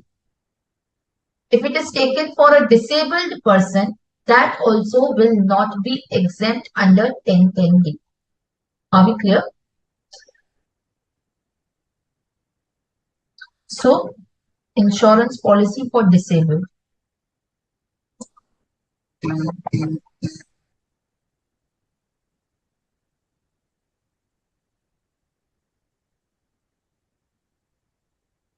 This is also taxable. Yes, students, any doubt till now? Any questions? Any doubt? Yes.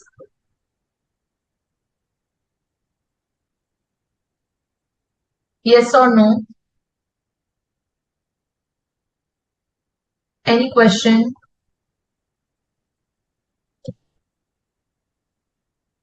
So, for the disabled, yes, if a dependent person is a disabled, now he receives any sum and not his family.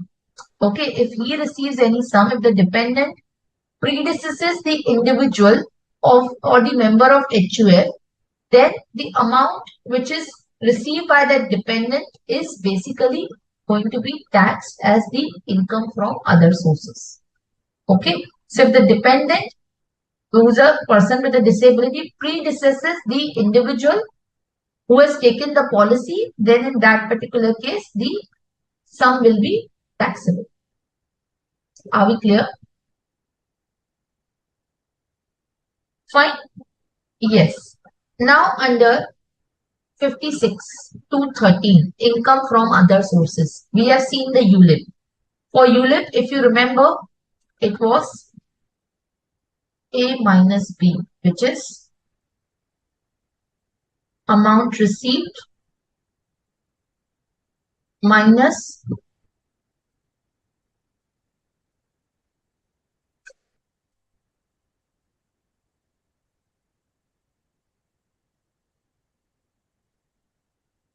premium paid. Amount received minus premium paid.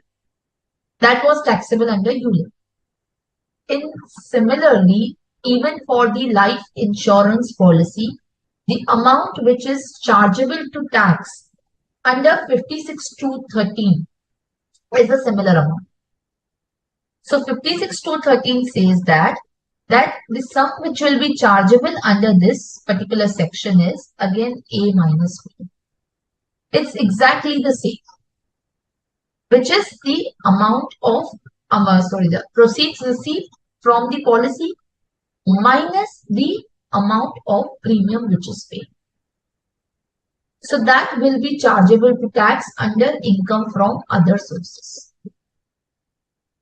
Are we clear? So just write it over here.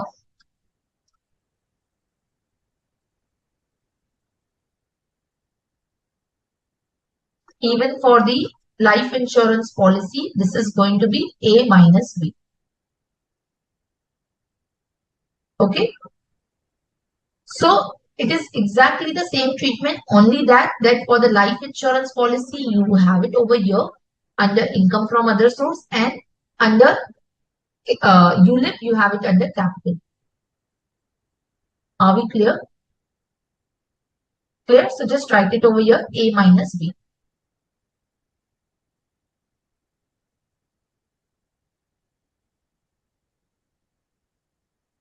A minus B is sum received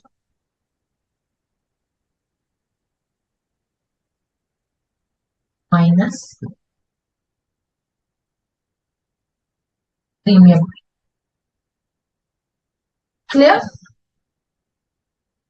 Yes or no, students? Is this clear?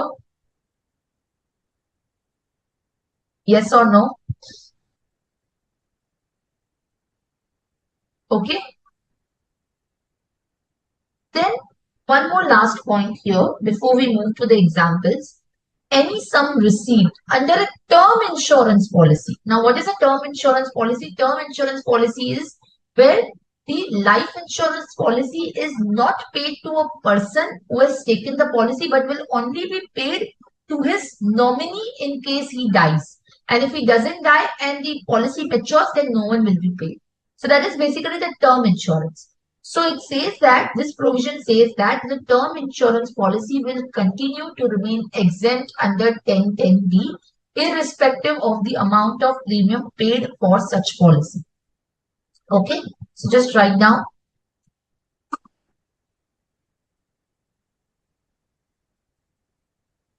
term insurance policy exempt under section 1010B irrespective of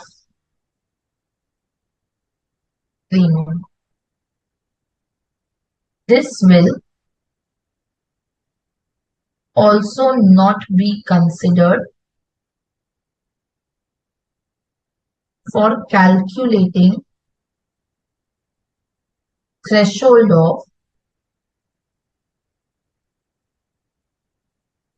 rupees 5 lakh. Because you have to see that whether the aggregate premium is also more than 5 lakh. Even if for individual policy, the premium may be less than 5 lakh. But if for aggregate, the premium is more than 5 lakh, then still 1010D will be denied to you. Are we clear? Yes or no? Any doubts? Any questions, student? Okay, so let's proceed for the questions then. Now, these case studies are the clarification by the CBDT. And this is equally applicable to both ULIP as well as the life insurance. And that is why we had not dealt with while we were doing capital gain, because we wanted to deal it over here. Fine. Now, first is, let's say for example, so I'm going to cover for both ULIP as well as the life insurance policy over here. So your both the cases will become clear. Fine. Okay. So let's say for example, I am receiving, let's say for example, very simple example, let's say the policy annual premium is, let's say the date of issue, first let's write date of issue is 1/4/23. Let's say my, because before 1/4/23, obviously there is no condition for the premium. It is the only condition is that it should be less than 10% or 15% of sum assured. Let's say premium is 5 lakh. Let's say sum assured is 50 lakh. And consideration received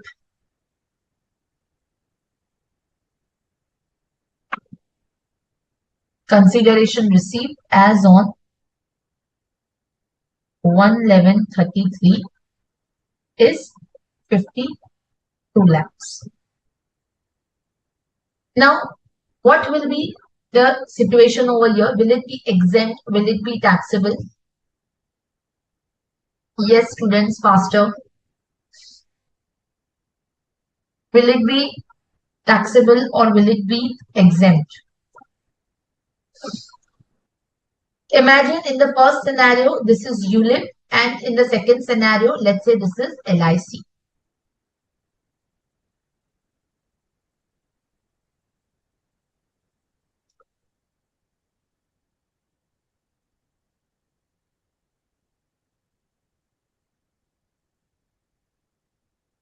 Let's say this is LIC, and secondly, it is, let's say, ULIP.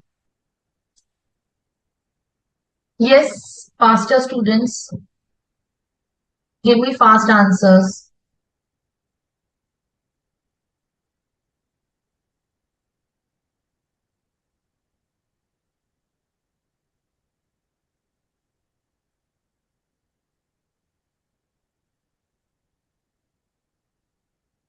Students, are you with me? I need fast answers.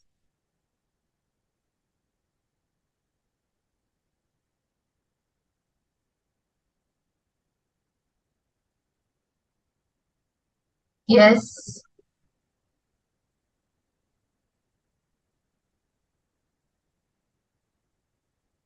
This is so simple. You are taking time for this one. It is going to become more complex. Exempt or not exempt? I'm just asking that. Not getting any responses. Have you not understood the concept?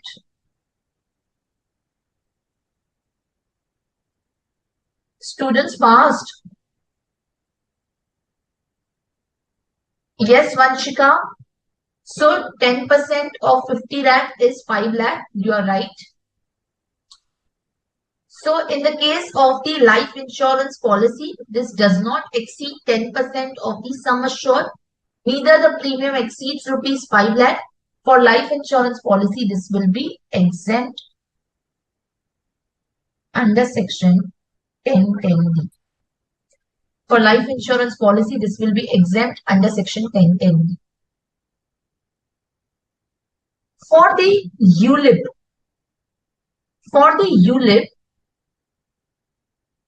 what you have to see is whether the annual premium exceeds the 10%. So in this case, it does not exceed 10%. But yes, the premium exceeds rupees 2.5 lakh. So for ULIP, this will be a capital asset under 214 and therefore capital gain under section 45(1)(b), which will be equal to what? Will be equal to the amount received, which is 52 lakh minus 5 lakh. This will be taxable in previous year 33, 34 when the amount is received. Okay, so this is not going to be taxed as on today. This is going to be, what does 45(1)(b) says? 45(1)(b) says it shall be taxable in the previous year in which the amount is received. Clear? Yes, Usha, correct? Yes, Vanshika, we have to check if it is equal to or less than 1 lakh. Okay? If it is less than or equal to 1 lakh. So if you look at it, your premium should be less than or equal to 10% of the sum assured. And in the case of the 5 lakh also, it should be less than equal to 5 lakh. Okay? Fine. Yes or no? Fine. Okay. Now the next example. Let's say, for example, if instead of annual premium 5 lakh, it would have been 6 lakh, then of course, even for the LIC, this would have become taxable. Clear? Now let's make it little more complex. Let's say, in the second situation, I have two LICs or two policies, A and B. Let's say our date of issue, is 1/4/23 and here also it is 1/4/23. Okay, in the earlier example, you have to consider 1/4/23 for LIP and 1/2/21 for ULIP.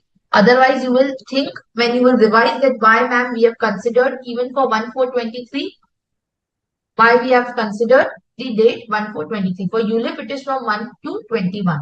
So even 1/4/23, even if ULIP is there, the limit will be applicable, correct? So 1/4/23, let's say my annual premium is 3 lakh and 2 lakh. Let's say sum assured is 30 lakh and 20 lakh. And consideration received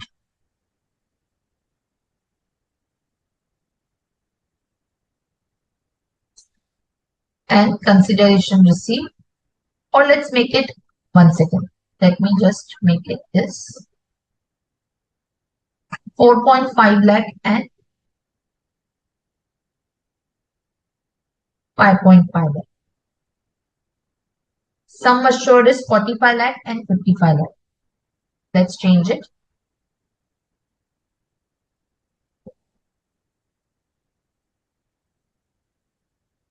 And consideration received on 1/11/23 is 52 lakh and 60 lakh.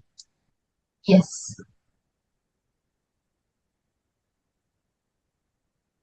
What will happen in this case?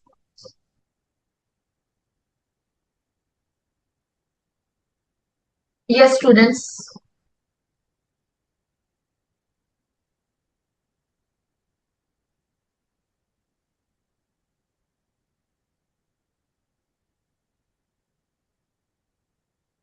What will be the answer in this case?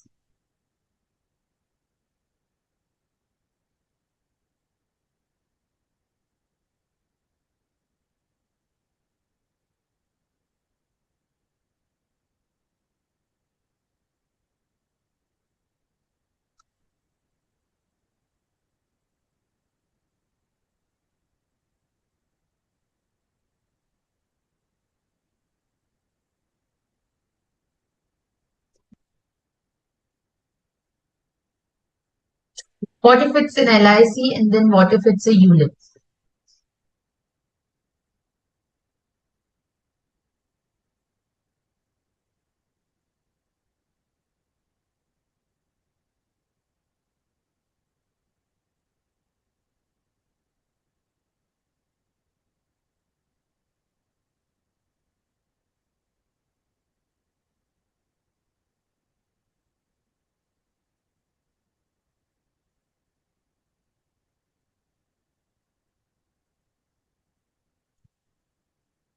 How it is exempt, Vanshika?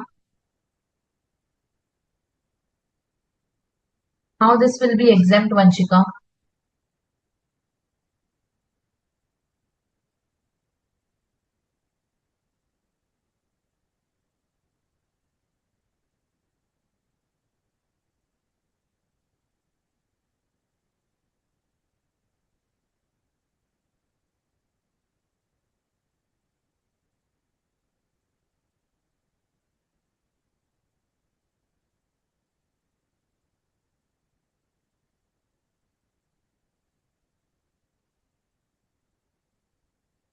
Yes, students.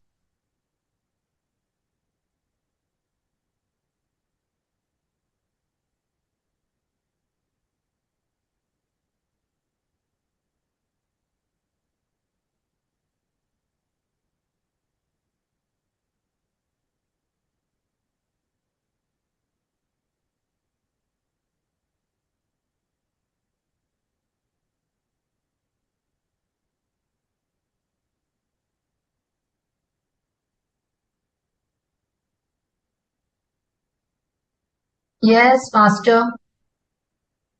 Yes, Usha. Correct. So this A will get exempt because for LIC, this A will become exempt, but this B will be taxable. So A will become exempt, but B will become taxable. And if, let's say, for example, this would have been, let's say, a ULIP. This would have been, let's say, a ULIP.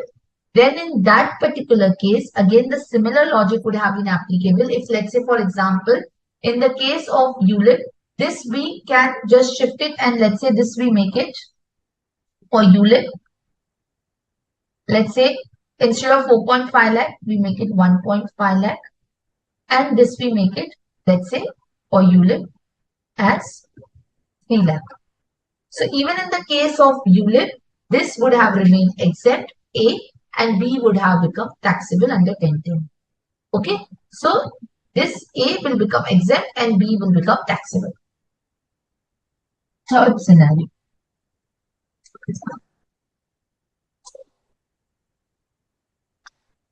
Okay, third scenario. Yes, Vanshika, what you're saying is the premium is equal to 4.5 lakh, which is 10% of sum, and it is also less than 5 lakh. Yeah, so A will become exempt, Vanshika. B will become taxable because B premium is more than 5 lakh. Clear? Yes, Usha, correct. So 45 lakhs, sorry, the amount received 52 lakh minus the premium paid, which is 4.5 lakh, would have been taxable for the ULIP. Yes, and LIC 7 lakh is exempt. And 7 lakh, sorry, LIC would have been taxable. Yeah, that's correct. No, but Usha, for the LIC also, it is going to be taxable like the ULIP only, right? The LIC will become, for A will become exempt, but for in the case of B, the LIC will be 60 minus 5.5, which is 54.5.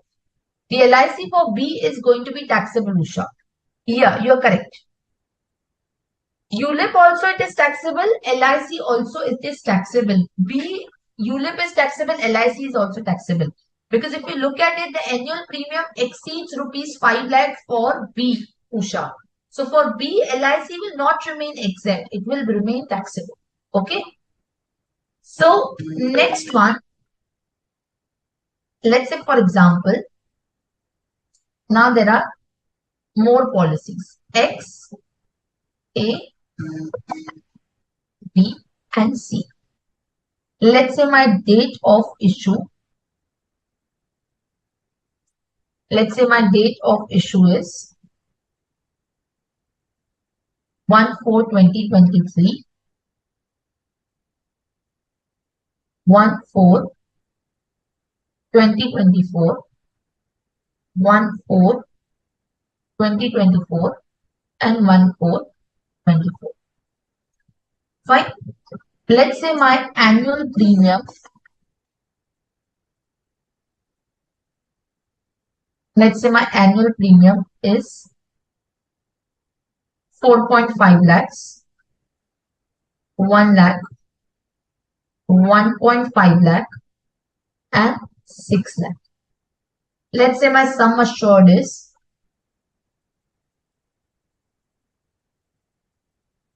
let's say my sum assured is 45 lakh, 10 lakhs, 15 lakhs, and 60 lakhs. Let's say consideration received on 1/11/33, 50 lakhs.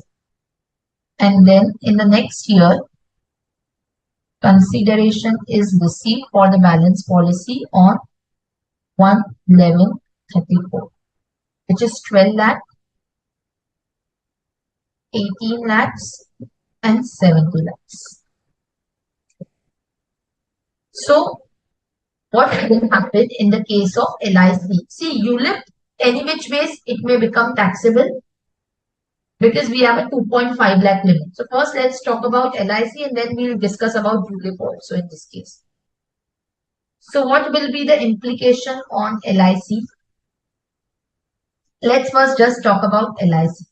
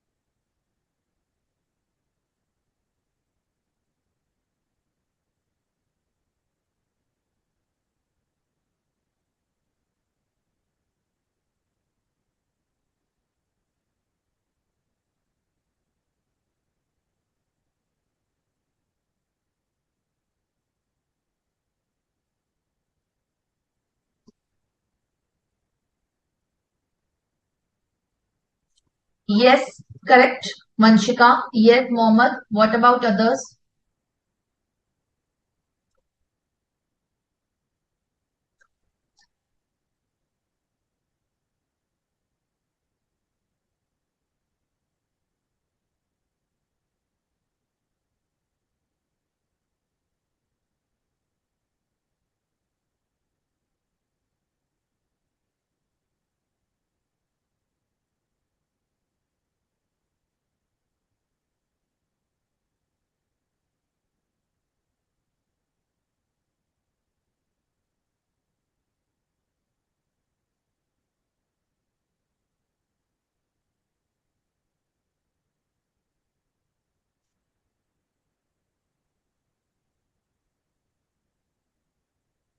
Yes. Yes, Vanshika, on or after 1/4/2023 and prior to 1/4/2023. You are correct. So, students understand. Now, X, any which ways, is going to be exempt over here. X is going to be exempt in this example because it is less than 5 lakh rupees. Now, the question comes about A, B, and C. So, you have to see not only the premium for A, B, and C, you have to see whether in the previous year also combined with this ABC, another policy was taken whose premium exceeds rupees 5 lakh. So you have to combine all the policies taken together. You don't need to look into one policy. You have to look holistically, combine the aggregate premium of all the policies to see whether the premium exceeds rupees 5 lakh. If yes, then that LIC will no more be exempt. So what it says is if the premium is payable for life insurance policy, the provisions of this section shall apply with respect to only one life insurance policy where the aggregate premium does not exceed 5 lakh. So you have to see the aggregate premium. So premium payable for any of the previous years during the term of such policy exceed rupees 5 lakh. Are we clear? So in this case, X will remain exempt under section 1010D and this will become taxable under section 56 to 30. Are we clear? So this will remain taxable under 56 to 30. X will remain exempt since the aggregate premium, since aggregate premium for X plus A plus B plus C is greater than rupees 5 lakh. Are we clear? Fine. Okay. Now, even if this would have been, let's say, a ULIP. Let's say this would have been a ULIP. Similar situation would have applied in that case also. Even in case of ULIP, the same situation will apply. So you will have to see whether it exceeds rupees 2.5 lakh in the case of ULIP. If the annual premium of all the policies does not exceed 2.5 lakh and 10% of the capital sum assured, it will be exempt. Are we clear? So even if it falls in different years, you have to check whether combined premium does not exceed 2.5 lakh in ULIP and 5 lakh in LIC. Where it exceeds, that particular policy will become taxable. So even in the case of ULIP, let's say for example, where the annual premium instead of, let's say, in the case of X, let's say my premium paid would have been 2 lakh rupees. So then X would have remained exempt. Then obviously the A, B, C would have become taxable. Here ULIP any which ways is becoming taxable because as I said, the limit is more than 2.5 lakh. So here even X will become taxable for 4.5 lakh, right? But the A, B, and C would remain taxable if the X, you have to see with the combined X as well. Are we clear? Yes or no?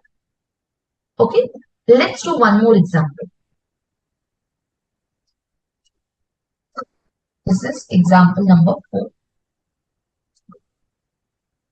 Let's say, again I take X, A, B, and C.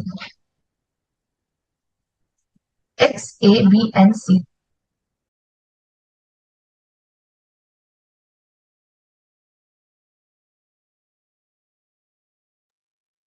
Okay, so annual premium is, first sorry, date of issue. Let's write the date of issue.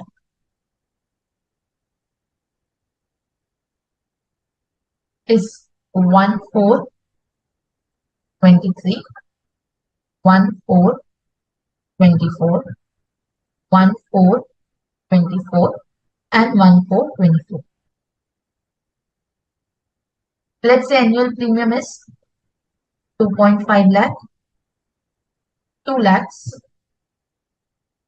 2.5 lakh, and 6 lakh.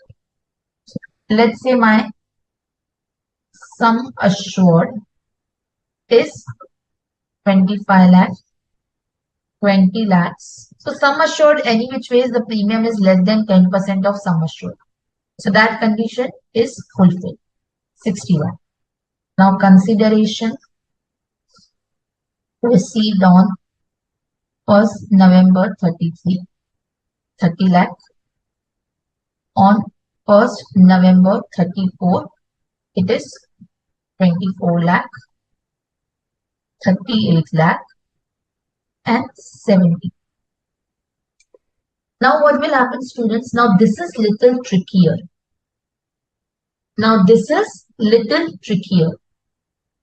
So Vanshika, the policy X is to be checked because, see, the aggregate premium of all the policies taken during this year or in the previous year, the premium of that should be less than 5 lakh. So what we need to see is, Vanshika, the aggregate premium for all the policies in any previous year should be less than rupees 5 lakh. Now in this case, if you look at it, in this particular case, X would be exempt straight away, less than 5 lakh. So this is exempt under section 1010D. Are we clear? Now coming to A, B, and C. Now A, B, C plus X is more than 5 lakh. So if you look at this, along with this is greater than rupees 5 lakh. So A, B, and C technically will not remain exempt. Are you getting that? So you have to check the policies from the X to C. All the policies, whether taken in this year or whether taken in the earlier years. You have to check all of them. Are we getting that? Yes or no? So in that particular case, I will consider X, A, B, C, all of them to see whether the premium exceeds 5. Now in the earlier example, if you look at it, X was already exempt. And with A, the X plus A which was there, this was also more than 5. But in this example, the X plus A is less than rupees 5 lakh. Again, if you look at X plus C, this is also less than rupees 5 lakh. So can you understand the difference between this example and the earlier example? In this example, x plus a is less than pi lakh, x plus b is less than pi lakh, x plus c is more than pi lakh. In the earlier example, x plus a or x plus b was more than 5 lakh. So therefore, a, b, c, I automatically taxed it. But here, the CBDT says you can claim A or B also as exempt. So just write it over here. Since x plus a premium and x plus b premium is less than rupees 5 lakh, A or B, any one policy can be claimed as exempt. Can be claimed as exempt. As the aggregate premium for X and A or aggregate premium for X and B does not exceed rupees 5. Are we getting it? So in these cases, what you can do is you have to see whose taxability will be more higher. So in case if you look at it, the taxability of B will obviously be more because the consideration received is 38 lakh, whereas at A the consideration is only 24 lakh.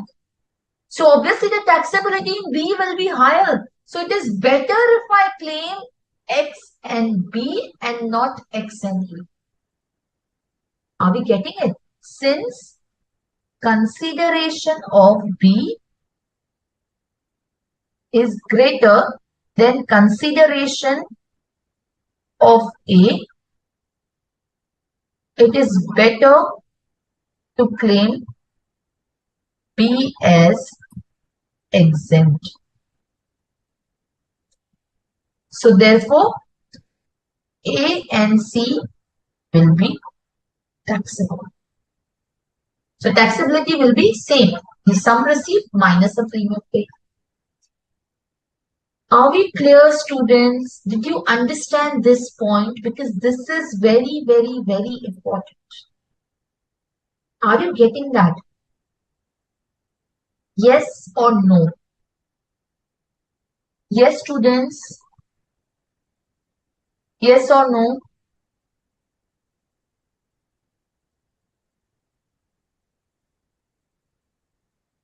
Yes or no, students? Is it clear? At least revert to me.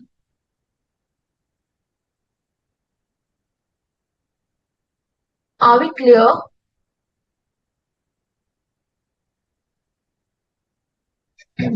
Yes?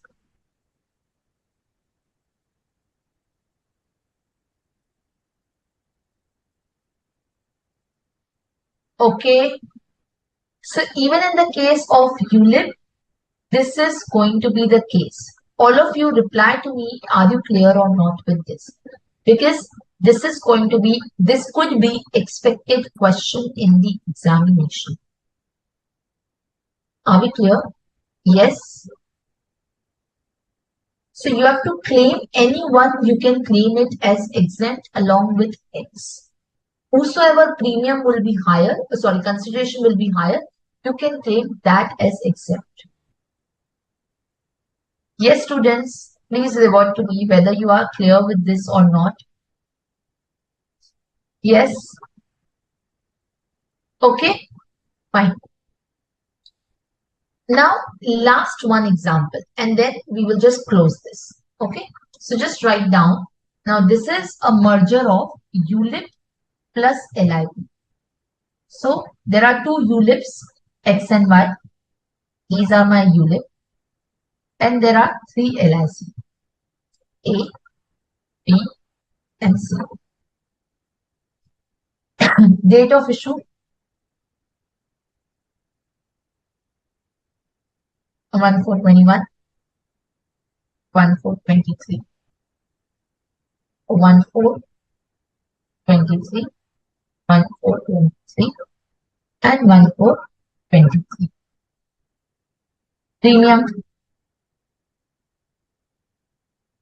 1 lakh, 1 lakh for ULIP and 1 lakh, 1.5 lakh and 3 lakh. 10 lakhs, 10 lakhs, again 10 lakhs, 15 lakhs and 30 lakhs. Consideration received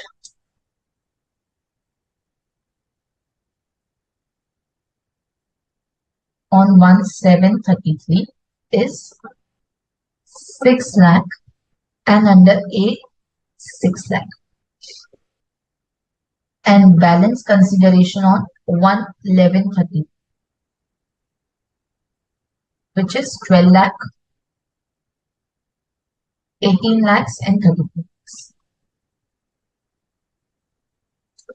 Yeah. So now in this particular situation, if you look at it, first we'll look for the ULIP. Now X would be exempt because the annual premium does not exceed 2.5 lakh and also does not exceed 10% of the sum assured. Isn't it? So the X, we can claim it as exempt. This is issued after 1st February 21. So 1/4/21. So X, I will claim it as exempt. What about Y? Even the Y can be claimed because the aggregate of X plus Y does not exceed 2.5 lakh and it is the sum assured, the premium is less than 10% of sum assured.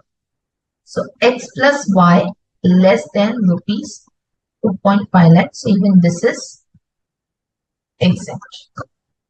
So X and Y both become exempt. Are we clear?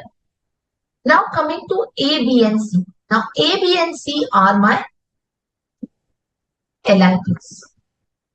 So whether in that 5 lakh limit, I will consider X and Y? Answer is no. Because those were ULIPs. These are LIPs. So ULIPs will not be considered in LIP for the purpose of determining the limit of 5 lakh. So the 5 lakh will be applicable on A, B and C. Now A will become exempt because premium less than 5 lakh. So this is exempt since less than rupees 5 lakh. B will also become exempt because A plus B is less than 5 lakh. So I can claim A plus B less than 5 lakh. Even A plus C is less than 5 lakh. So A plus C is also less than rupees 5 lakh. Are we getting that? So I can claim B or C, any one as exempt because A plus B plus C is greater than rupees 5 lakh. So I can claim B or C, any one as exempt. Are we getting that? I can claim B or C, any one as exempt. Or I can but I cannot choose between A because A is received in the prior year. I can choose in this year I will not claim A as exempt. In the next year I can then claim B and C both as exempt. I can do that. But A is received in the previous year. So I have, let's say for example, already claimed exemption on it. So now I have the choice between B and C. Since the amount received on C is higher, C will be beneficial to be claimed as exempt. So you can write, since amount received on C is higher than B, it is beneficial to claim C as exempt. Yes, students, are we clear? Yes, Vanshika, here we are referring to different taxability for different class of policies. You are correct. So premium for the same policy, you have to club it to see the 5 lakh threshold and for ULIP 2.5 lakh threshold. Yes or no, students? Is this clear? Yes.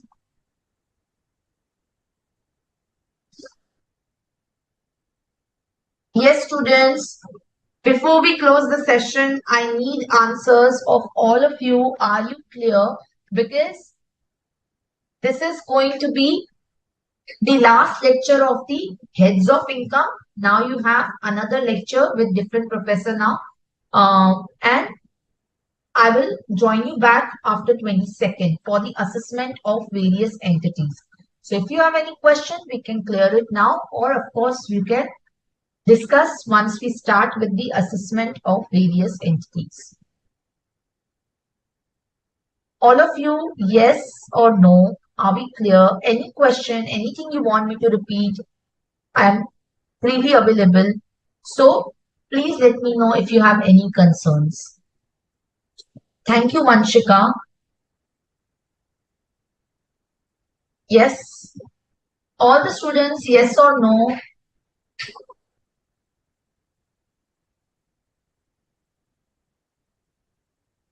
Okay, so if there are no questions, that's all for today.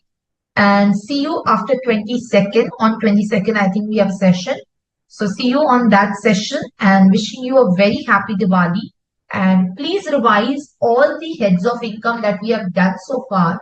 Do not lose the link because in the assessment of the various entities class students, I will be requiring you to have that link because there we will have the direct discussion. So I would want you to please keep revising until that session so you do not forget anything. Okay. Thank you, Vanshika.